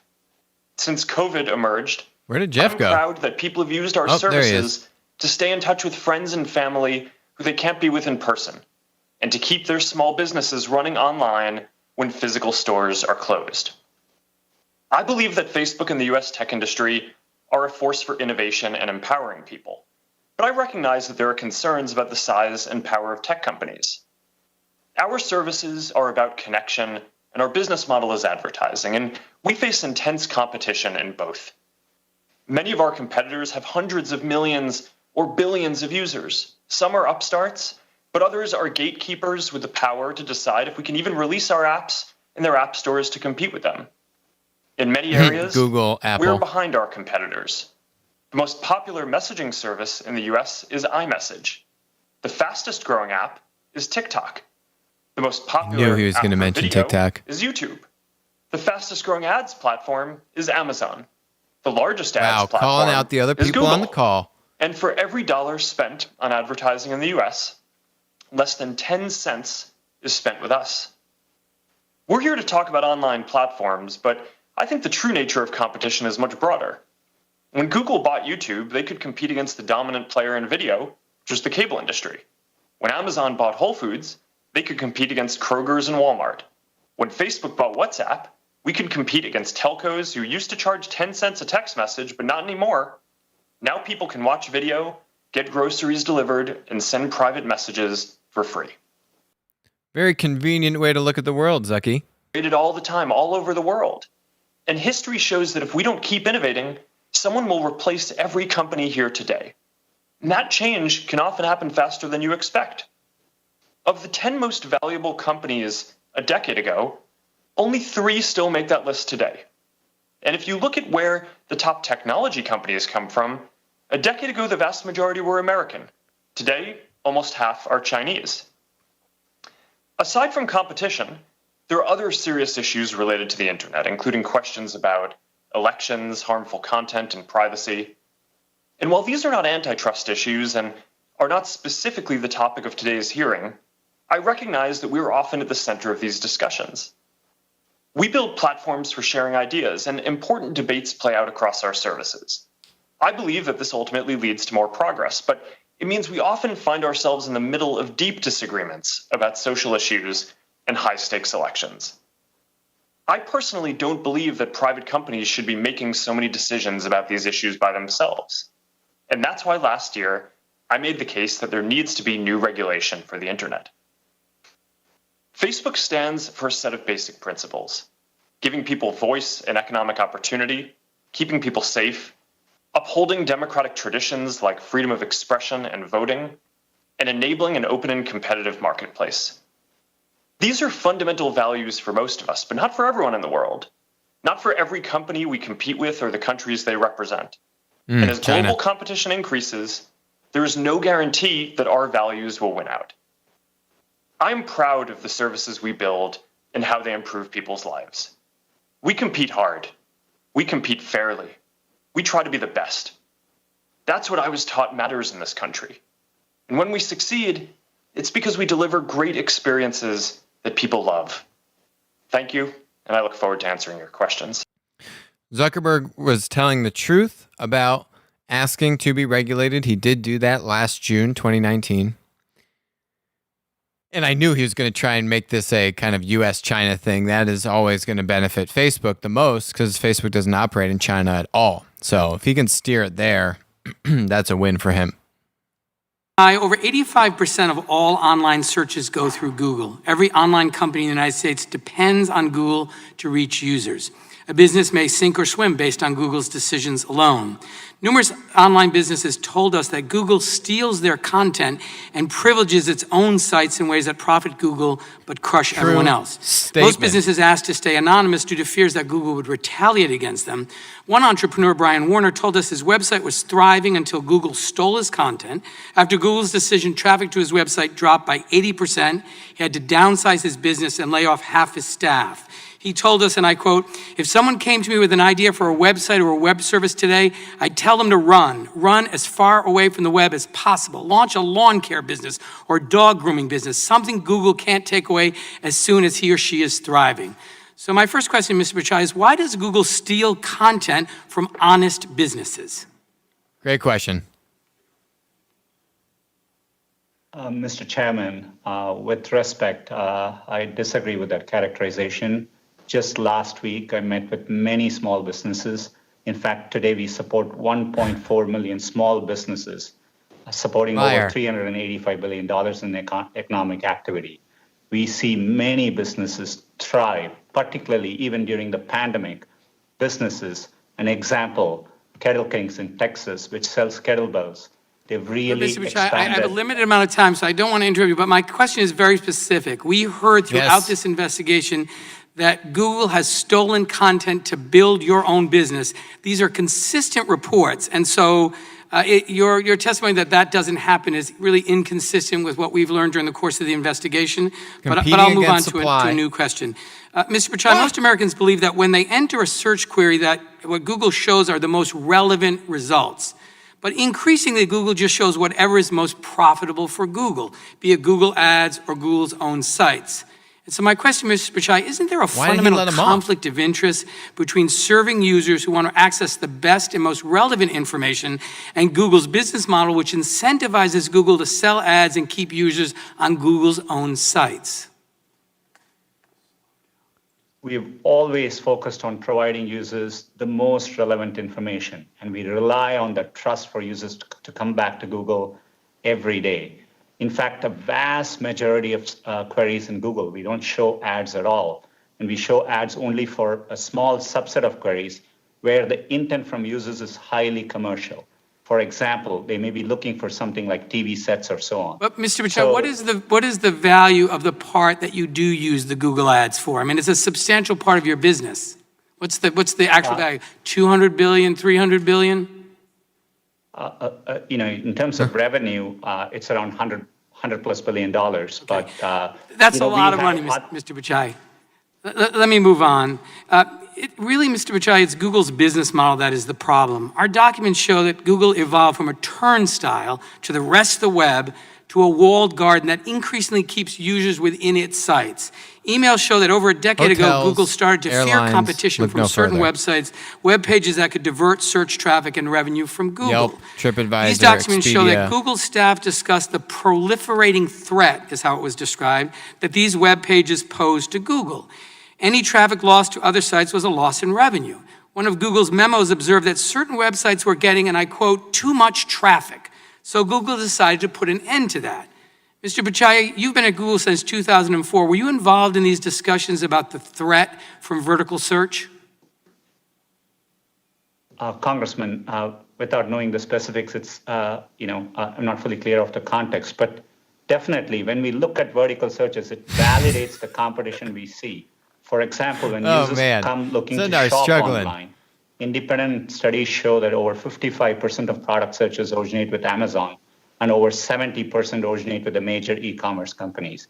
In the few categories which are commercial in nature, we see vigorous competition, be it travel, be it real estate, and we are working hard. Let me ask very specifically, Mr. Pichai. Organic search the evidence that we collected shows that Google pursued a multi-pronged attack. First, Google began to steal other web pages' content. For example, in 2010, Google stole restaurant reviews from Yelp to bootstrap its own rival local search business. Mr. Pichai, do you know how Google responded when Yelp asked you to stop stealing their reviews? Well, I'll tell you, our investigation shows that Google's response was to threaten to delist Yelp entirely. In other words, the choice Google gave Yelp was, let us steal your content or effectively disappear from the web. Mr. Pichai, isn't that anti-competitive? Yes. There we go, David. Congressman, when I run the company, I'm really focused on giving users what they want. We conduct ourselves to the highest standard. Happy to engage, understand the specifics, and answer your questions further. Thank you. And just one final series of questions, Mr. Pichai. Did Google ever use its surveillance over web traffic to identify competitive threats? Congressman, just like other businesses, we try to understand trends from data which we can see, and we use it to improve our products for our users.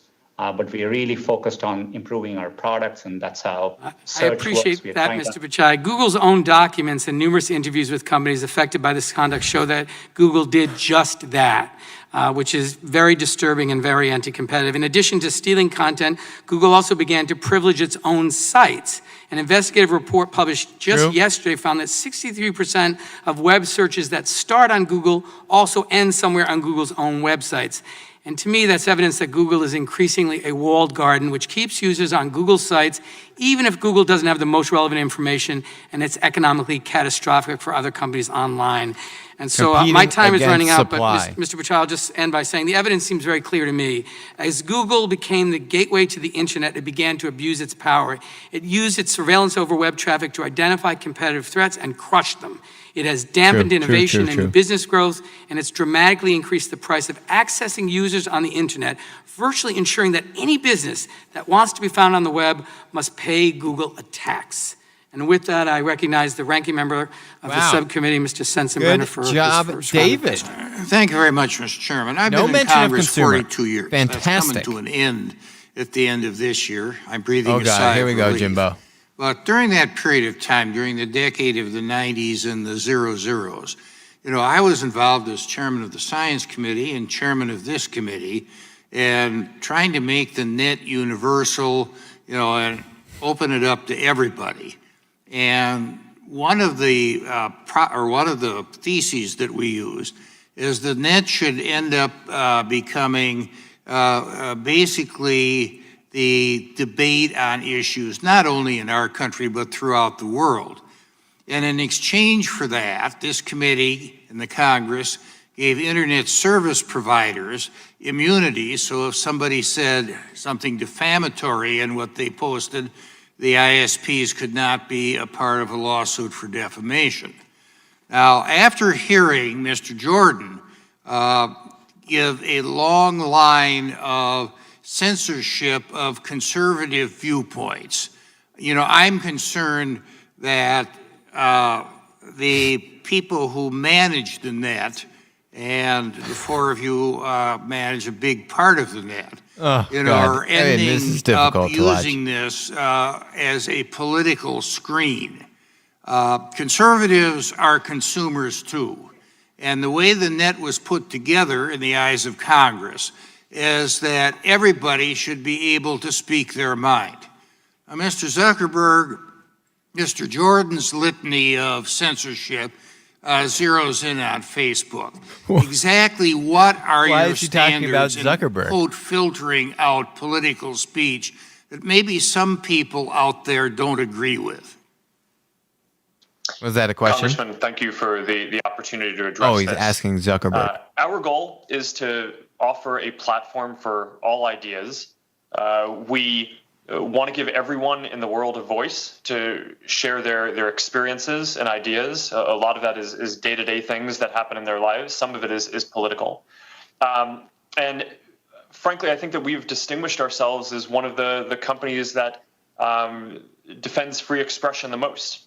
We do have community standards around things that you can and cannot say. I think you would likely agree with most of them. They ban categories of harm such as promoting terrorist propaganda, child exploitation, incitement of violence, some more legalistic things like intellectual property violations, and they also ban things like hate speech that could lead to dehumanizing people. What about fake news around COVID? If I may ask a specific of you, it was reported that Donald Trump Jr. got taken down for a period of time because he put something up on the efficacy of hydroxychloroquine. Now, I wouldn't take it myself, but there still is a debate on whether it is effective either in treating or preventing COVID-19. And I think that this is a legitimate matter of discussion. And it would be up to a patient and their doctor to determine whether hydroxychloroquine was the correct medication, given the circumstances. Now, why did that happen? Jimbo. Congressman, well, first, to be clear, I think what you might be referring to happened on Twitter, so it's hard for me to speak to that. But I can talk to our policies about this. We do prohibit content that will lead to imminent risk of harm. And stating that there's a proven cure for COVID when there is in fact none might encourage someone to go take something that could have some adverse effects. So we do take that down. We do not prohibit discussion around trials of drugs or people saying that they think that things might work or personal experiences with experimental drugs. But if someone is going to say that something is proven when in fact it is not, that could lead people. That was the president of Brazil. Somebody on the other side they of took the down issue his post. to say that this is not proven. And, I know as a fact that, for people with certain conditions, it's contraindicated and they shouldn't take it on that. But wouldn't that be up to somebody else, to say, okay, what somebody posted on this really isn't true, and here's what the facts are, rather than having a Twitter or a Facebook take it down? Congressman, in general, I agree with you, and we do not want to become the arbiters of truth. I think that would be a bad position for us to be in and not what we should be doing. But on specific claims, if someone is going to go out and say that hydroxychloroquine is proven to cure COVID. Jim is just way out of his league. He shouldn't have asked Zuckerberg, because Zuckerberg, of all the platforms, I would agree, is actually probably the best on free speech compared to like Google and YouTube and Twitter. Jim's just messing this whole thing up, right? The thing he was talking about was on Twitter, not on Facebook. The guy is just out of his league. New York for 5 minutes. Thank you, Mr. Chairman. Mr. Zuckerberg, I want to thank you for providing us information during our investigation. However, the documents you provided tell a very disturbing story. And that story is that Facebook saw Instagram as a powerful threat that could siphon business away from Facebook. And so rather than compete with it, Facebook bought it. This is exactly the type of anti-competitive acquisition that the antitrust laws were designed to prevent. Now, let me explain what I mean. Mr. Zuckerberg, you have written that Facebook can likely always just buy any competitive startups. In fact, on the day Facebook bought Instagram, which you described as a threat, you wrote, quote, "One thing about startups is you can often acquire them," close quote. Mr. Zuckerberg, you were referring to companies like Instagram in that quote, weren't you? Congressman, I don't have the exact document in front of me, but I've always been clear that we viewed Instagram both as a competitor and as a complement to our services. In the growing space around after smartphones started getting big, and they competed with us in the space of mobile cameras and mobile photo sharing. But at the time, almost no one thought of them as a general social network. And people didn't think of them as competing with us in that space. And, I think that the acquisition has been wildly successful. I don't think this is a winning argument. Anyone could have bought Instagram, right? Like Google could have bought Instagram. Hell, Yahoo could have bought Instagram. So, any of the media companies could have bought Instagram for $1 billion, right? I mean, this argument around the Instagram M&A being a prime example of antitrust, not a good example. Nadler did a much better job with his opening statement, though. Acquiring Instagram, a competitive startup, you told your CFO that though nascent, Instagram could be very disruptive to us. And in the weeks leading up to the deal, you described Instagram as a threat, saying that, quote, Instagram can meaningfully hurt us without becoming a huge business, unquote. Now, Mr. Zuckerberg, what did you mean when you described Instagram as a threat, as disruptive? And when you said that Instagram could meaningfully hurt Facebook, did you mean that consumers might switch from Facebook to Instagram? Congressman, thanks for the opportunity to address this. At the time, there was a small but growing field of. Did you mean that consumers might switch from Facebook to Instagram? That was my question. Thanks, Congressman. Yes or no? Did you mean that? In the space of mobile photos and camera apps, which was growing, they were a competitor. I've been clear about that. Fine. In February of that year, in February 2012, you told Facebook's chief financial officer that you were interested in buying Instagram. He asked you whether the purpose of the deal was to neutralize a potential competitor or to integrate their products with ours in order to improve our services. You answered that it was a combination of both, saying what we're really buying is time. Even if some new competitors springs up, those products won't get much traction since we'll already have their mechanics deployed at scale. Mr. Zuckerberg, what did you mean when you answered that the purpose of the deal was to neutralize a potential competitor? Congressman, well, those aren't my words, but yes, I've been clear that Instagram Isn't was that a the whole point of competitor M&A? in the space of mobile photo sharing. There were a lot of others at the time. They competed with apps like ViscoCam and PickPlease and companies like Path. It was a subset of the overall space of connecting that we exist in. And by having them join us, they certainly went from being a competitor in the space of being a mobile camera to an app that we could help grow and help get more people to be able to use and be on our team. And I think that's been wildly successful. Yeah. Well, Mr. Zuckerberg, mergers and acquisitions that buy off potential competitive threats violate the antitrust laws. In your own words, you purchased Instagram to neutralize a competitive threat. If this was an illegal merger at the time of the transaction, why shouldn't Instagram now be broken off into a separate company? Well, Congressman, I think the FTC had all of these documents and reviewed this and unanimously voted at the time not to challenge the acquisition. I mean, I think with hindsight, it probably looks like obvious that Instagram would have reached the scale that it has today, but at the time it was far from obvious. A lot of the competitors that they competed with in mobile sharing, including companies like Path, which were hot he's at the making time, good had points.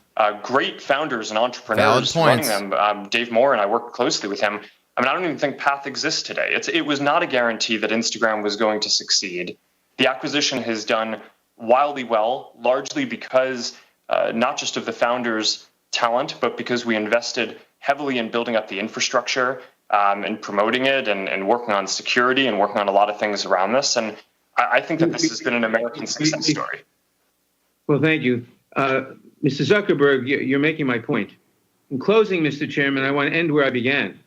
Facebook, by Mr. Zuckerberg's own admission and by the documents we have from the time, Facebook saw Instagram as a threat that could potentially siphon business away from Facebook.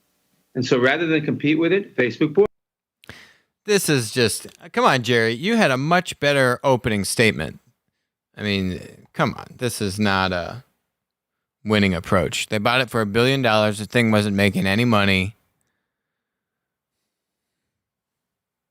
The witness that the failures of the FTC in 2012, of course, do not alleviate the antitrust challenges that the chairman described. And with that, I'm going to recognize the gentleman from Colorado, and again, thank him for co-hosting one of the most important field hearings we had along with Mr. Neguse in Colorado that I think was very critical in this investigation. And you're recognized from 5 minutes, Mr. Buck. Thank you, Mr. Chairman, and I want to offer my appreciation to you for the bipartisan way that you have approached the subcommittee's investigation. I want to start by saying that capitalism is the greatest instrument for freedom this world has ever seen. Capitalism has given the United States the freedom and means to defeat the Soviet Union, beat back fascism, and put a man on the moon. This economic system has lifted millions out of poverty. It has made America the freest, most prosperous nation in the world. Our witnesses have taken ideas born out of a dorm room, a garage, a warehouse, and built these dreams into 4 of the biggest power players in the digital global economy. You have all enjoyed the freedom to succeed. Now, let me be clear. I do not believe big is necessarily bad. In fact, big is often a force for good. However, I want to address one particularly disturbing issue. Mr. Pichai, in October 2018, Google dropped out of the running for a Pentagon contract to complete the Joint Enterprise Defense Infrastructure, or JEDI, contract, which was valued at more than $10 billion. Google's stated reason for removing itself from the bidding process is that the U.S. military's project did not align with Google's corporate values and principles. This is the same U.S. military that fights for our freedoms and stands as a force for good across the globe. These are the same soldiers, sailors, and airmen that sacrifice their lives to ensure you have the freedom to build your company and set your corporate policies without fear of government interference, unlike in communist China. I also find it very interesting that only months after making this decision to withdraw from the JEDI contract, Marine General Joseph Dunford, the chairman of the U.S. Joint Chiefs of Staff, warned the Senate Armed Forces Committee that the Chinese military was directly benefiting from Google's work. It made me wonder what values Google and communist Red China had in common. I asked myself, is it that the Chinese Communist Party imprisons Uyghur Muslims in concentration camps, like it is shown on the chart behind me? Could it be that China forces slaves to work in sweatshops? Maybe they align on the design to suppress free speech in Hong Kong. Did Google agree with CCP's decision to lie to the world about the COVID-19 pandemic? Then I thought about Google's Dragonfly experiment. I wondered if perhaps you agreed with the Chinese government's use of technology platforms to spy on its own people and enforce draconian security laws. Maybe it's that your company is aligned with the Chinese Communist Party's corporate espionage policies, where the strategy is to steal whatever can't be produced domestically. These values that allow Google to work with the Chinese military but not the U.S. military help explain why Google wouldn't think twice about blatantly stealing a competitor's product, right down to the watermark, without any hint of attribution. Mr. Pichai, during our field hearing in my home state of Colorado, I heard a story that sounded so brazen and contrary to free market principles that I thought it must have been straight from the Chinese Communist Party's corporate espionage playbook. Google took advantage of a company that relied on your search engine to build its brand and compete. Google misappropriated lyrics from Genius Media Group's website and published those lyrics on Google's own platform. However, Genius caught Google in the act, quite literally red-handed. When Genius suspected this corporate theft was occurring, the company incorporated a digital watermark in its lyrics that spelled out red-handed.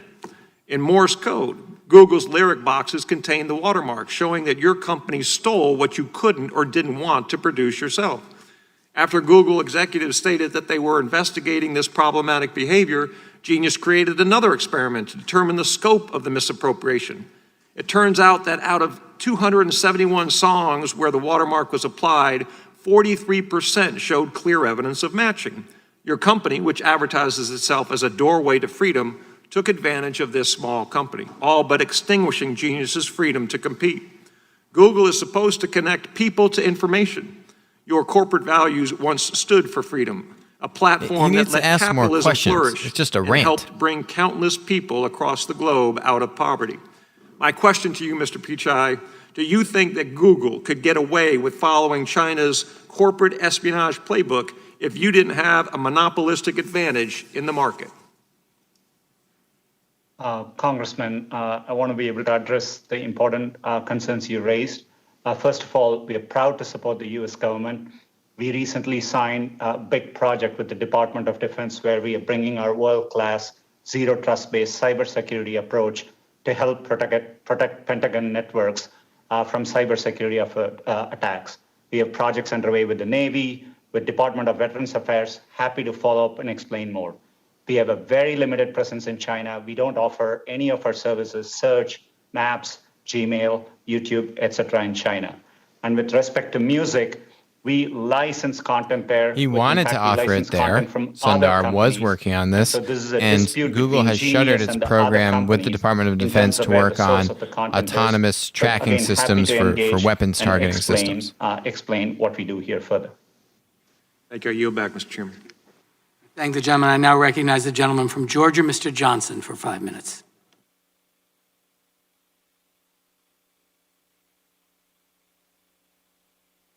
Thank you, Mr. Chairman. Mr. Cook, with over 100 million iPhone users in the United States alone, and with Apple's ownership of the App Store, giving Apple the ability to control which apps are allowed to be marketed to Apple users, you wield immense power over small businesses to grow and prosper. Apple is the sole decision maker as to whether an app is made available. Is it weird that no one has asked Jeff a question yet? The App Store, thank you for the questions. The App Store is a feature of the iPhone, much like the camera is and the chip is. Yeah. And so my point is, and I'm sorry to interrupt, but I want to get to the point. Point is that Apple is the sole decision maker as to whether an app is made available to app users through the Apple Store. Isn't that correct? If it's a native app, yes, sir. If it's a web app, no. Okay, thank you. Thank you. And throughout our investigation, we've heard concerns that rules governing the App Store review process are not available to the app developers. The rules are made up as you go. They are arbitrarily interpreted and enforced and are subject to change whenever Apple sees fit to change. And developers have no choice but to go along with the changes, or they must leave the App Store. That's an enormous amount of power. Also, the rules get changed to benefit Apple at the expense of app developers, and the App Store is said to also discriminate between app developers with similar apps on the Apple platform, and also as to small app developers versus large app developers. So, Mr. Cook, does Apple not treat all app developers equally? Sir, we treat every developer the same. We have open and transparent rules. It's a rigorous process. Because we care so deeply about privacy and security and quality, we do look at every app before it goes on. But those rules apply evenly to everyone. And as you can tell by going from... Some developers are favored over others, though. Isn't that correct? That is not correct. And as you can tell from going from just 500... I'll give you an example. Baidu has two App Store employees assigned to help it navigate the App Store bureaucracy. Is that true?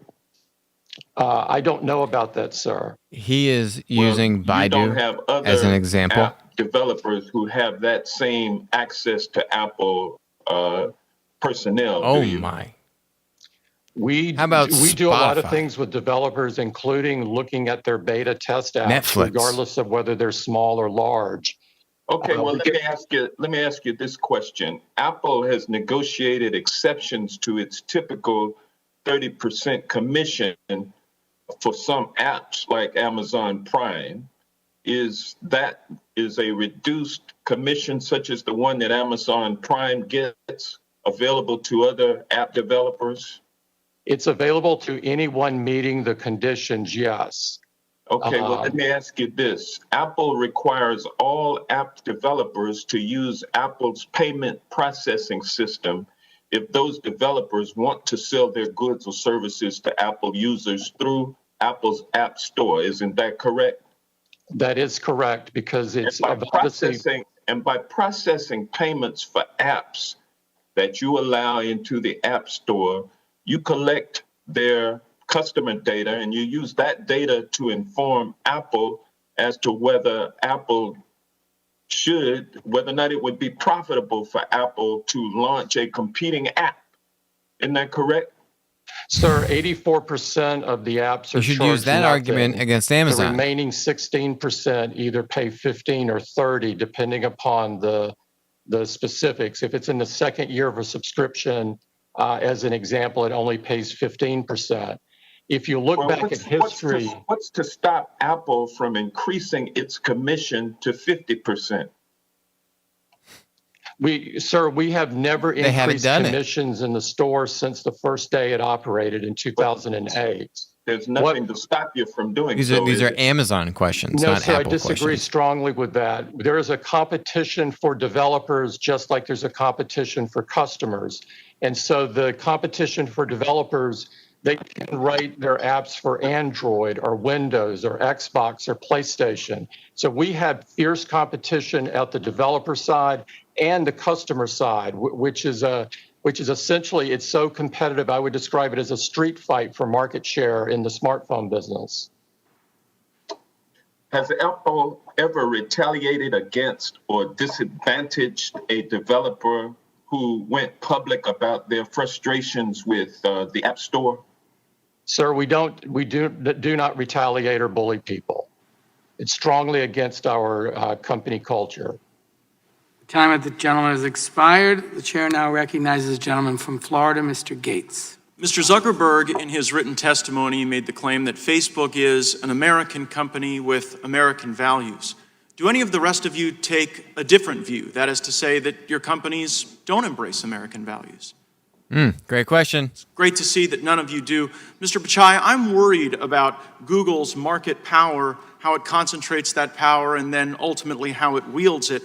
Project Maven was a collaboration between Google and the Department of Defense that Google pulled out of, citing ethical concerns, and you made the decision to pull out of that joint venture following receipt of a letter from thousands of your employees saying that Google should not be in the business of war. My question, Mr. Pichai, is did you weigh the input from your employees when making the decision to abandon that project with the United States military? Congressman, thanks for your concern. As I said earlier, we're deeply committed to supporting the military and the U.S. government. We have undertaken several projects since then. We do take our employees' input into account, but it's one input. We make decisions based on a variety of factors. As a company, we were new in the cloud space at that time. Since then, thank you. That's a sufficient answer, that you did take their feedback into account. And in fact, some of your Googlers have recently sent you a letter where they've asked you to exit other partnerships as a consequence of ethical concerns. They've asked you to stop doing business with American law enforcement, saying that police broadly uphold white supremacy and that Google should not be engaged in any services to police. And as you well know, you provide some of the most basic services to police, like email, but you also provide services that help keep our cops safe when they're doing their job. And so my question is here in front of Congress and the American people, will you take the pledge that Google will not adopt the bigoted anti-police policy that is requested in the most recent letter? Interesting. Congressman, we have a long track record of working with law enforcement when it is supported by due process and the law. We push back against overbroad requests. We are transparent about the requests we get, but we have a long history of following the law and cooperating with law enforcement. I understand the history. I'm asking about the future. To the law enforcement that are watching today, can they rest assured that under your leadership, Google will not adopt these bigoted anti-police policies? Congressman, we are committed to continuing to work with law enforcement in a way that's consistent with law and due processes in the U.S. Well, I greatly appreciate that, and I know that will be very comforting Wasn't to really the the police question, who Sundar. utilize your services. You're smarter than You that. mentioned earlier in your in the discussion about China that your engagement in China was very limited, but yet Google has an AI China Center. The Chinese Academy of Sciences has published a paper saying that enhanced the targeting capabilities of China's J-20 fighter aircraft. You collaborate with Chinese universities that take millions upon millions of dollars from the Chinese military. Matter of fact, one of your Googlers, Fifi Li, while under your employ, was cited in Chinese state media saying, "China is like a sleeping giant. When she wakes, she will tremble the world." The former Secretary of Defense, Mr. Shanahan, said that the lines have been blurred in China between commercial and military application. These aren't really antitrust questions, but I still like the U.S.-China questions anyway. Military, and Peter Thiel, who actually serves on Mr. Zuckerberg's board at Facebook, said that Google's activities with China are treasonous. He accused you of treason. So why would an American company with American values so directly aid the Chinese military, but have ethical concerns about working alongside the U.S. military on Project Maven? And I understand your point about cybersecurity and those things, but Project Maven was a specific way to ensure that our troops are safe on the battlefield. And if you have no problem making the J-20 Chinese fighter more effective in its targeting, why wouldn't you want to make America as effective? Congressman, with respect, we are not working with the Chinese military. It's absolutely false. I had a chance to meet with General Dunford personally. We have clarified what we do in China compared to our peers. It's very, very limited in nature. Our AI work in China is limited to a handful of people working on open source projects, and happy to share and engage with the office to explain our work in China further. Gosh, I mean, when the chairman of the Joint Chiefs of Staff says that an American company is directly aiding China, when you have an AI center, when you're working with universities, and when your employees are talking about China trembling the world, it seems to really call into question your commitment to our country and our values. I see my time's expired. I hope we have an additional round, Mr. Chairman. I thank the gentleman. I now recognize the gentleman from Maryland, Mr. Raskin, for 5 minutes. Thank you, Mr. Chairman. Mr. Zuckerberg, as you know, the proliferation of fake Facebook accounts was a key tool in the strategy of Russian interference in the American election in 2016. American law enforcement, the Senate, the House, have all found that Vladimir Putin engaged in a sweeping and systematic campaign. Bezos couldn't be having a better time right now. Bezos just hanging out. In his remarkable book, Mind Blank, and I'm being polite here, Cambridge Analytica and the Plot to Break America, whistleblower Christopher Wiley, who worked for several years at Cambridge Analytica, recounts how the Russian assault on America in Cambridge Analytica's research depended on Facebook. Quote, "When Cambridge Analytica launched in the summer of 2014, Steve Bannon's goal was to change politics by changing culture. Facebook data, algorithms, and narratives were his key weapons. The Cambridge Analytica team used these tools to identify people who exhibited the three traits in what they called the dark triad: narcissism, Machiavellianism, and psychopathy. They then proceeded to bombard and activate." China has 10 times the amount of bots that Russia does, right? Like literally Twitter just took off 150,000 Chinese bots, and I think they said they took off 15 or 20,000 Russian bots. All these countries have bots. China has the most bots of all the bots countries. It's not even close. This campaign, both electorally but also politically in the country, in terms of sowing the terrible racial and ethnic divisions that you see in America today. So they waged a mass campaign of psychological warfare to polarize America around race and religion and to activate racists and anti-Semites. And it worked splendidly for them, but it didn't work so well for America. So Mr. Zuckerberg, which parts of this narrative have you addressed, or are you planning to address, or do you just see that essentially as the cost of being a forum and a marketplace for ideas? Is there nothing that can be done about the use of Facebook to engender social division in America? Zuckerberg's going to say we spent billions of dollars doing this. It's a huge priority. Watch. Since 2016, there have been a lot of steps that we've taken to protect the integrity of elections. We've hired, I think it's more than 30,000 people to work on safety and security. We've built up AI systems to be able to find harmful content, including being able to find more than 50 different networks of coordinated and authentic behavior, basically nation states trying to interfere in elections. Can I pause you? Let me just pause you there for a second, because I'm interested in that.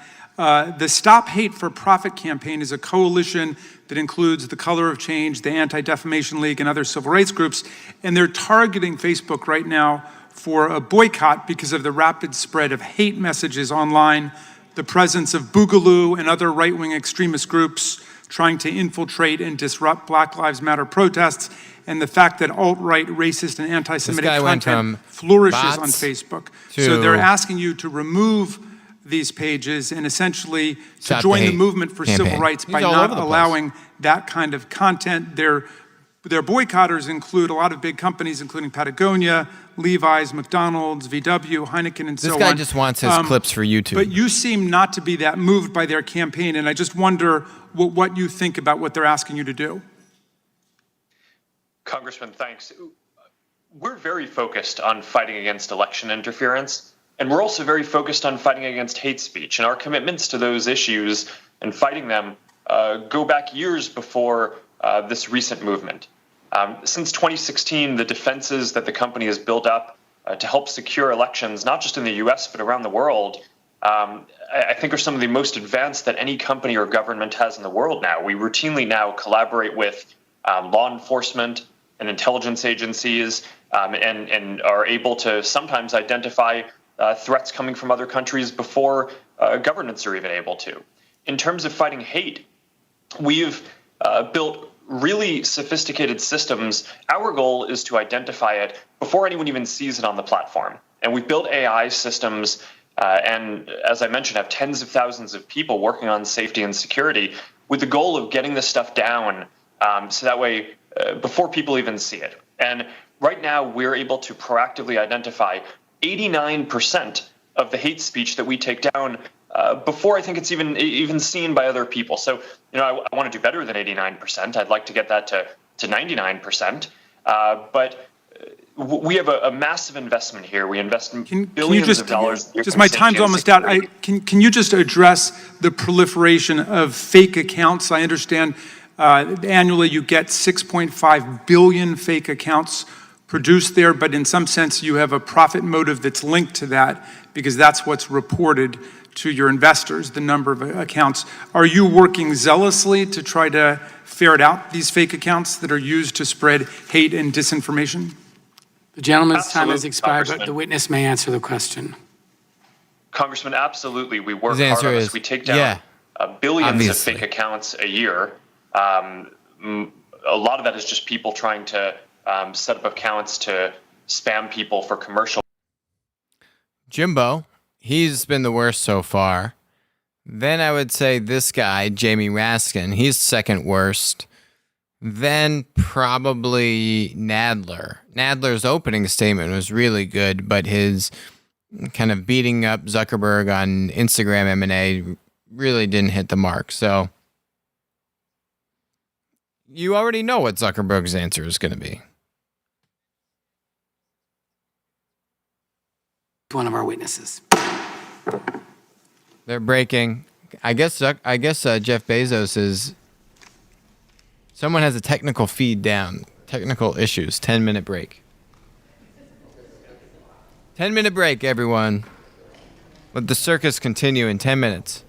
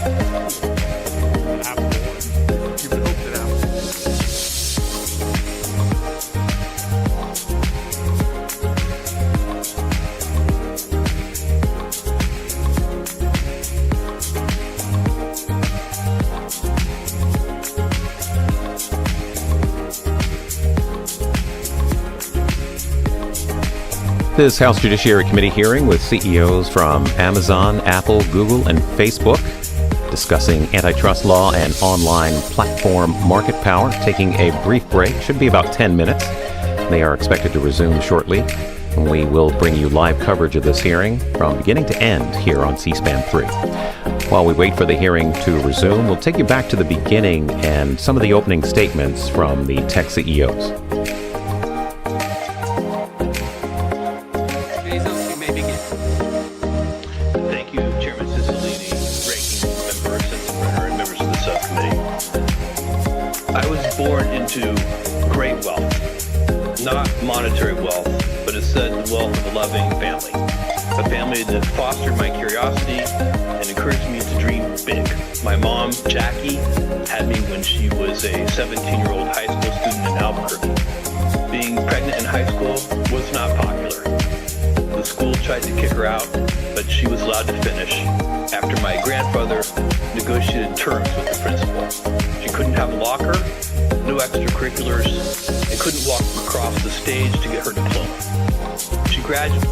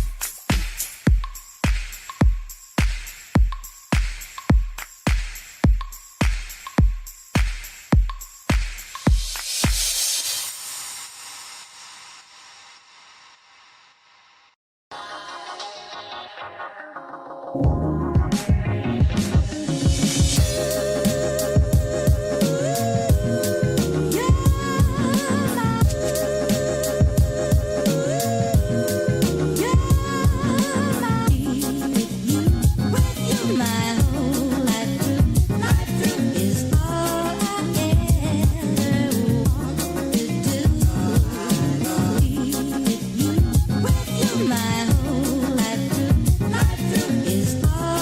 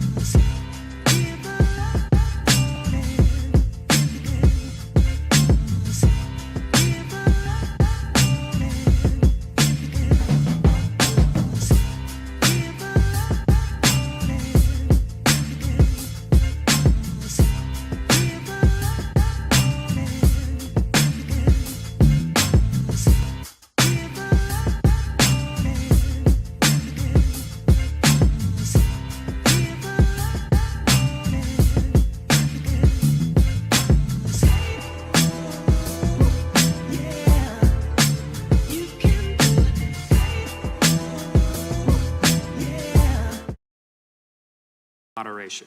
There were threats of demonetizing the Federalist and numerous other complaints of viewpoint suppression. As a result, a significant portion of the American public has lost trust in your company. A lack of public confidence in a product usually means there is economic harm to the company. But that just isn't the case with Google. So I think it's a legitimate question as to whether Google's market power insulates it from loss of revenue normally associated with offending half the people who use your product. I also think it's a legitimate question to ask if other attempts to regulate your industries have worked. So, Mr. Pichai, Google has restricted advertising analytics or the portability of user data related to advertising due to compliance with the General Data Protection Regulation. Specifically, in 2018, Google restricted the ability to export the double ID, a cookie-based identifier that compiles individual user data and creates profiles through Google data transfer. Is that correct? Congressman, not familiar with the specifics of that particular issue, but happy to follow up more once I understand it better. So you're not particularly familiar with how you're complying with GDPR? Congressman, we've long been working to comply with GDPR. We think it's an important regulation, and we are in full compliance to the extent of my knowledge. I just meant I'm not aware of that specific issue with the identifier you mentioned there, but happy to understand it better and follow up. All right, so in order to comply with GDPR, Google must retain control over more user data and restrict the ability to combine this user data with other platforms to conduct cross-platform analysis. It seems as if that ultimately limits the ability of advertisers to make comparisons between Google-based campaigns and non-Google-based campaigns. Would you agree with that? In all these ecosystems, we are balancing between users, advertisers, and publishers. We deeply care about the privacy and security of our users. And so when we serve these ecosystems, we have to take that into account. We have to comply with important laws and regulations in every country we operate in. And so that's the delicate balance we are constantly striking. But we are focused on our users and trying to do the best we can. And I just want to be perfectly clear. I personally believe that just the market power consolidation is significant, but I also want to be clear that when we're moving forward to regulate this, that we aren't actually squeezing out competition in our quest to do something. Because I've said that before in this hearing, and I'll say it again. Usually in our quest to regulate big companies, we end up hurting small companies more.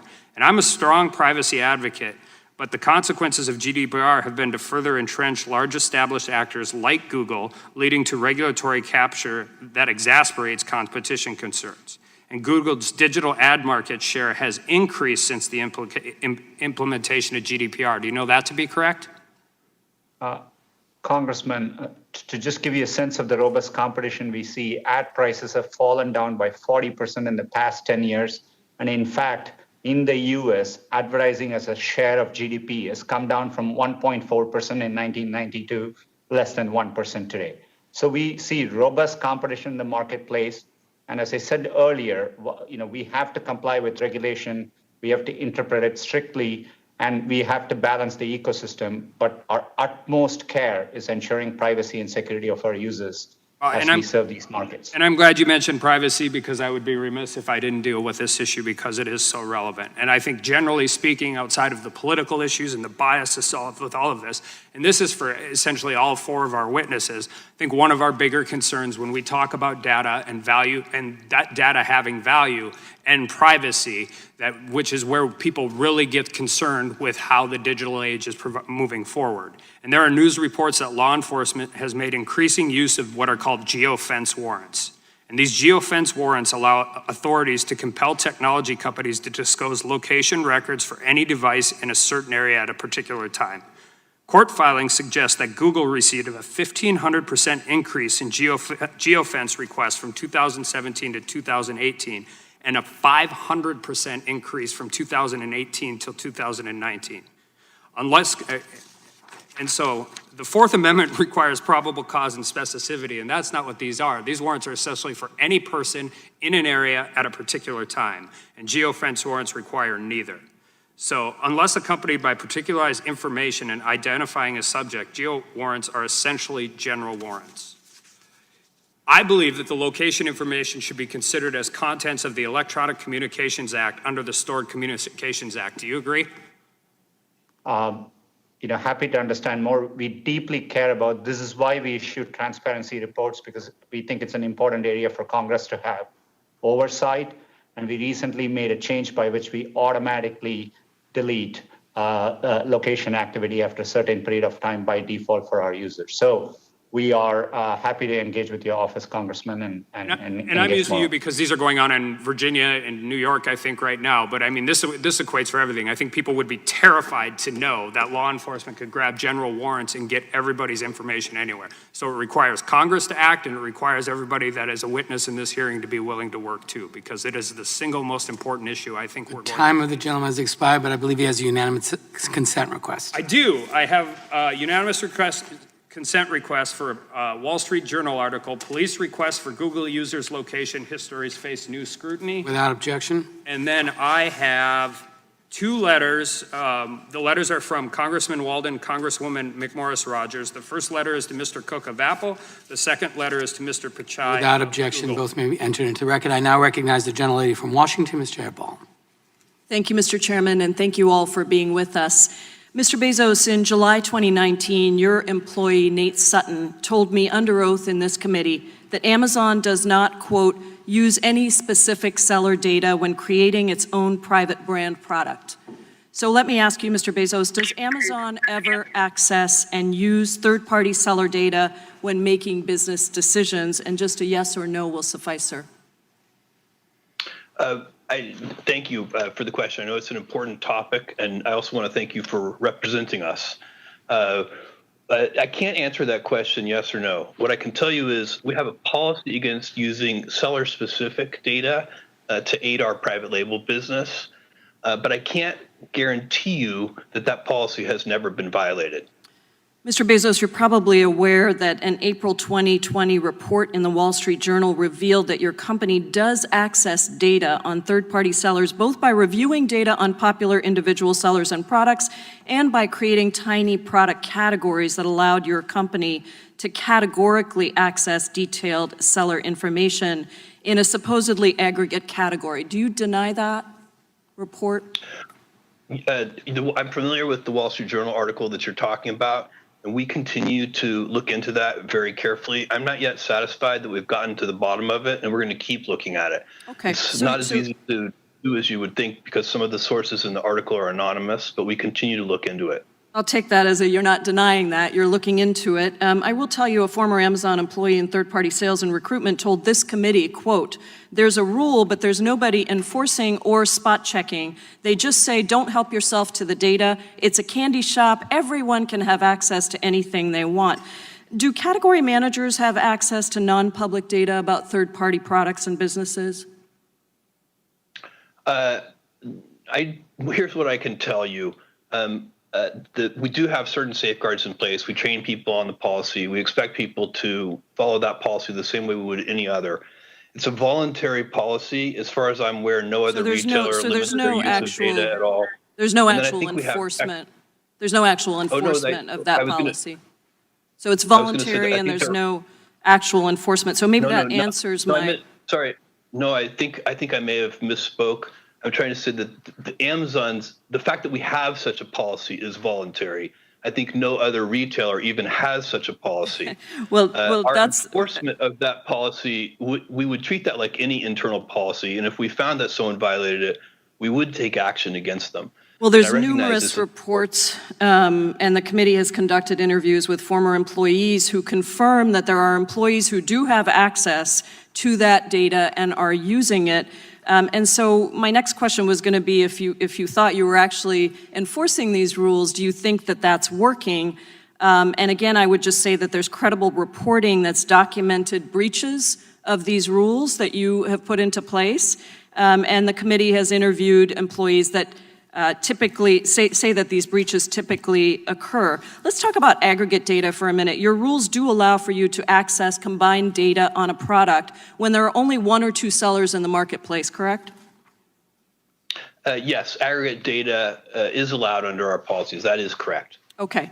And interviews with former employees have made it clear that that aggregate data essentially allows access to highly detailed data in those product categories. There's an example of Fortem, a small business that had no direct competitors except for Amazon Warehouse Deals, a resale clearance account that only sold 17 units. An Amazon employee accessed a detailed sales report on Fortem's product with information on how much the company spent on advertising per unit and the cost to ship each trunk. And then Amazon launched its own competing products in October 2019. That's a major loophole, and I go back to the General Counsel's statement to this committee very clearly that there was no access to this data, that Amazon does not use that data for its own benefit, and I'm now hearing you say, well, you're not so sure that that's going on.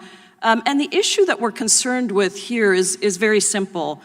You have access to data that far exceeds the sellers on your platforms with whom you compete. You can track consumer habits, interests, even what consumers clicked on but then didn't buy. You have access to the entirety of sellers' pricing and inventory information, past, present, and future, and you dictate the participation of third-party sellers on your platform.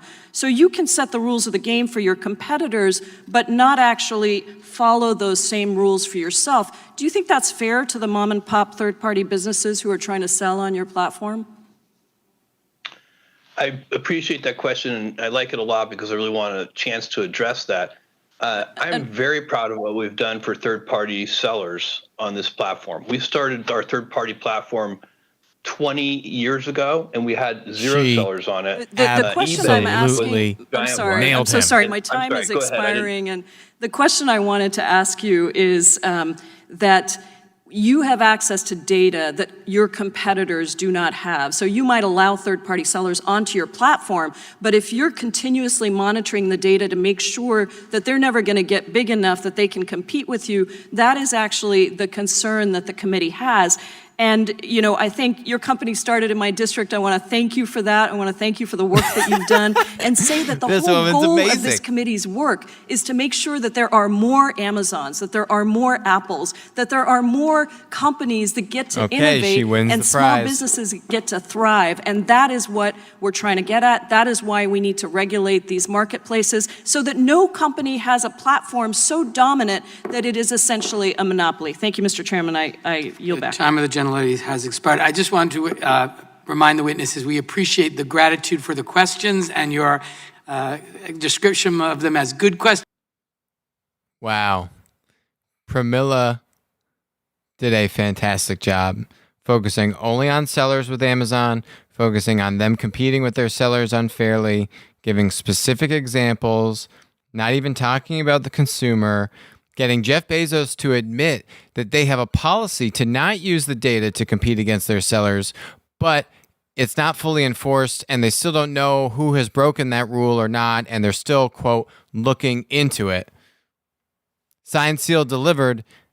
You had the founder and CEO of the company just admit that they have a policy, but people are breaking it. We don't really know to what extent they're breaking it. Therefore, they are directly competing unfairly against their sellers. Basically, Jeff Bezos admitting that. Google didn't allow me to get to the actual website. That was a couple of months ago, before this hearing was set to be heard, before this hearing was noticed, before you knew that you would be appearing before us today, and that this is an issue that obviously conservatives and Republicans have had. Last week, after this was noticed, this hearing was noticed, I did the exact same thing here in the Capitol. And wouldn't you know it, I Googled Gateway Pundit, and that was the very first website that came up. Now, this isn't from a constituent in my district. This isn't from somebody telling me. This isn't a news report. I actually physically did this on my laptop here in the Capitol several months ago and then today. So clearly, something had happened between not being notified that you were going to be appearing before our committee and then last week knowing that you would be appearing before our committee, and suddenly conservative websites are now at the top of the bar when you search for them. So was there anything done at Google between a couple of months ago and last week or the week before you appearing today that has changed your approach to silencing conservative websites? Congressman, we approach our work with a deep sense of responsibility, without, in a nonpartisan way, We want to serve all our users, no matter where they are. In fact, it's in our long-term business incentive to do so. And I believe on our platforms, including YouTube, there are more conservative voices than ever before, and we believe in freedom of expression. On the specific issue, I will have to look into it. I obviously wasn't aware of it. We do. It could be a number of reasons. We constantly get reports. So if you're going to look into it for me, can I expect a response from you, say, in the next 2 weeks as to why that occurred? Congressman, we'll do our best to follow up, and I'll engage with your office to respond. We'll follow up on that. I've got a similar question. So I've been in elected politics for almost 10 years. Really and struggling when I was in here. the Florida Senate and the state Senate, I never had a problem with my campaign emails being marked as spam or going to junk folders or anything along those lines. And we had 30, 40, 50,000 people on our email list. And suddenly I get elected to Congress, and I'm now up here in Washington, D.C., and my parents who have a Gmail account aren't getting my campaign emails. My supporters, just last week, one of my supporters called me and said, hey, I just want you to know this, that my Gmail account suddenly is taking your campaign emails that I've received for almost 10 years, and suddenly they're going to spam and junk folders.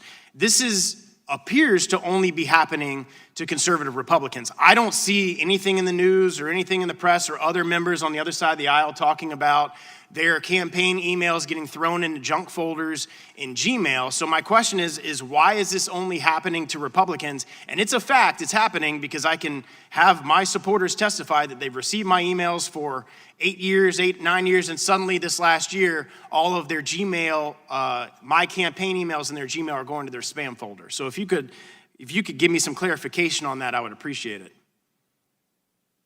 In Gmail, we are focused on what users want, and users have indicated they want us to organize their personal emails they receive from friends and family separately. And so all we have done is we have a tabbed organization, and the primary tab has emails from friends and family, and the secondary tab has other notifications and so on.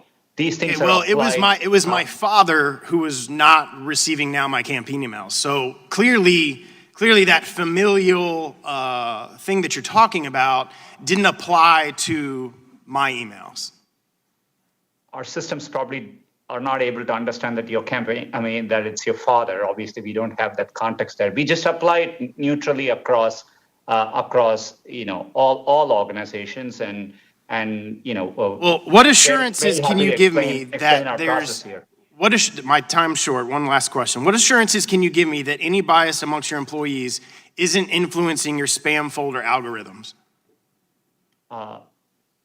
Congressman, there's nothing in the algorithm which has anything to do with political ideology, and we do get complaints across the aisle. For example, the World Socialist Review complained in January of this year that their site wasn't found in Google search results, and so we get complaints. We look into it, but we approach our work in a nonpartisan way, and it's in our long-term incentive to serve users across the country. And today, that's why we invest in our radars in 49 states across the U.S. so that we can capture all viewpoints. Thank you. The gentleman's time has expired. I now recognize the gentlelady from Florida, Ms. Demings, for 5 minutes.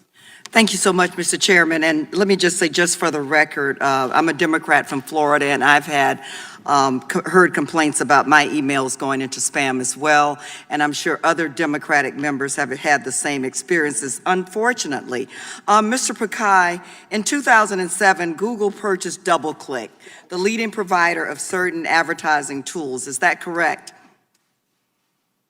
That's correct, Congresswoman. When Google proposed the merger, alarm bells were raised about the access to data Google would have, specifically the ability to connect a user's personal identity with their browsing activity. Google, however, committed to Congress and to the antitrust enforcers that the deal would not reduce user privacy.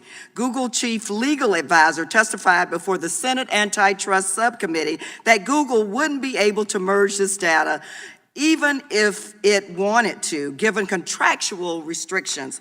But in June of 2016, Google went ahead and merged this data anyway, effectively destroying anonymity on the internet. Mr. Pakai, you became CEO of Google in 2015, is that correct?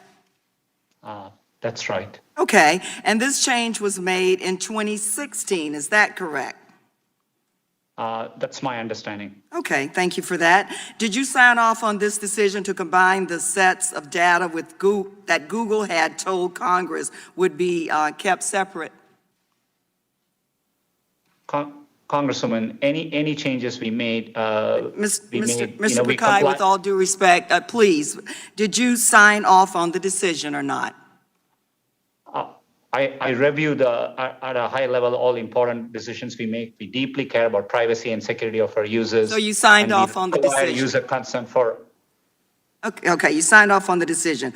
Practically, this decision meant that your company would not combine would now combine, for example, all of my data on Google, my search history, my location from Google Maps, information from my emails from Gmail, as well as my personal identity with the record of almost all of the websites I visited. That is absolutely staggering. According to an email from a DoubleClick executive, that was exactly the type of reduction in user privacy that Google's founders had previously worried would lead to a backlash.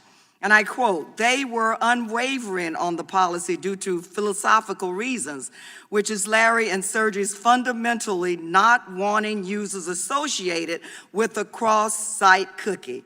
They were also worried about a privacy storm as well as damage to Google's brand."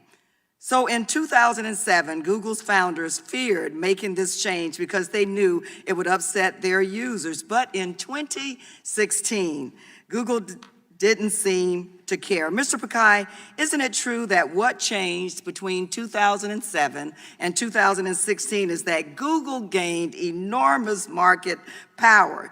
So while Google had to care about user privacy in 2007, it no longer had to in 2016. Would you agree?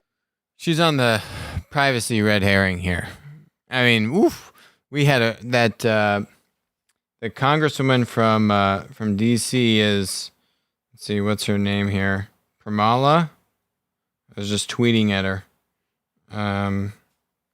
Yeah, Pramila Jayapal. She had the number one question so far of Jeff Bezos. Oh, she did a wonderful job. Then I would say David's initial question, the chairman of the committee, he probably had the second best, where he was really focusing on Google going after third-party websites and copying their information. All the best arguments today that have been made, or the best questions posed to the tech monopoly CEOs, are focusing on the supply side of the spectrum, not the consumer. Anyone that's getting focusing on consumers and privacy and this kind of stuff, it's a distraction.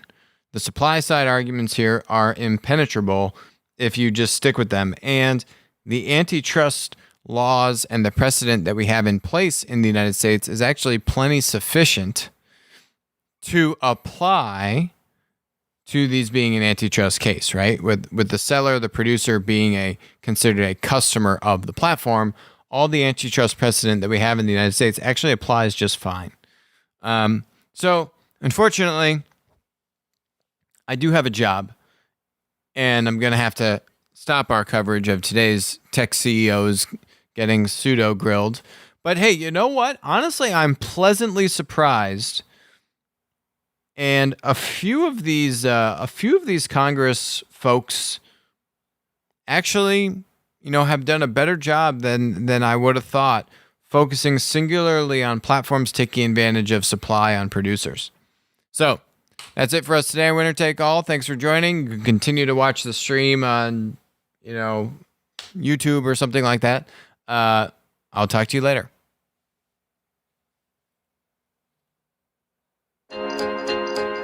In the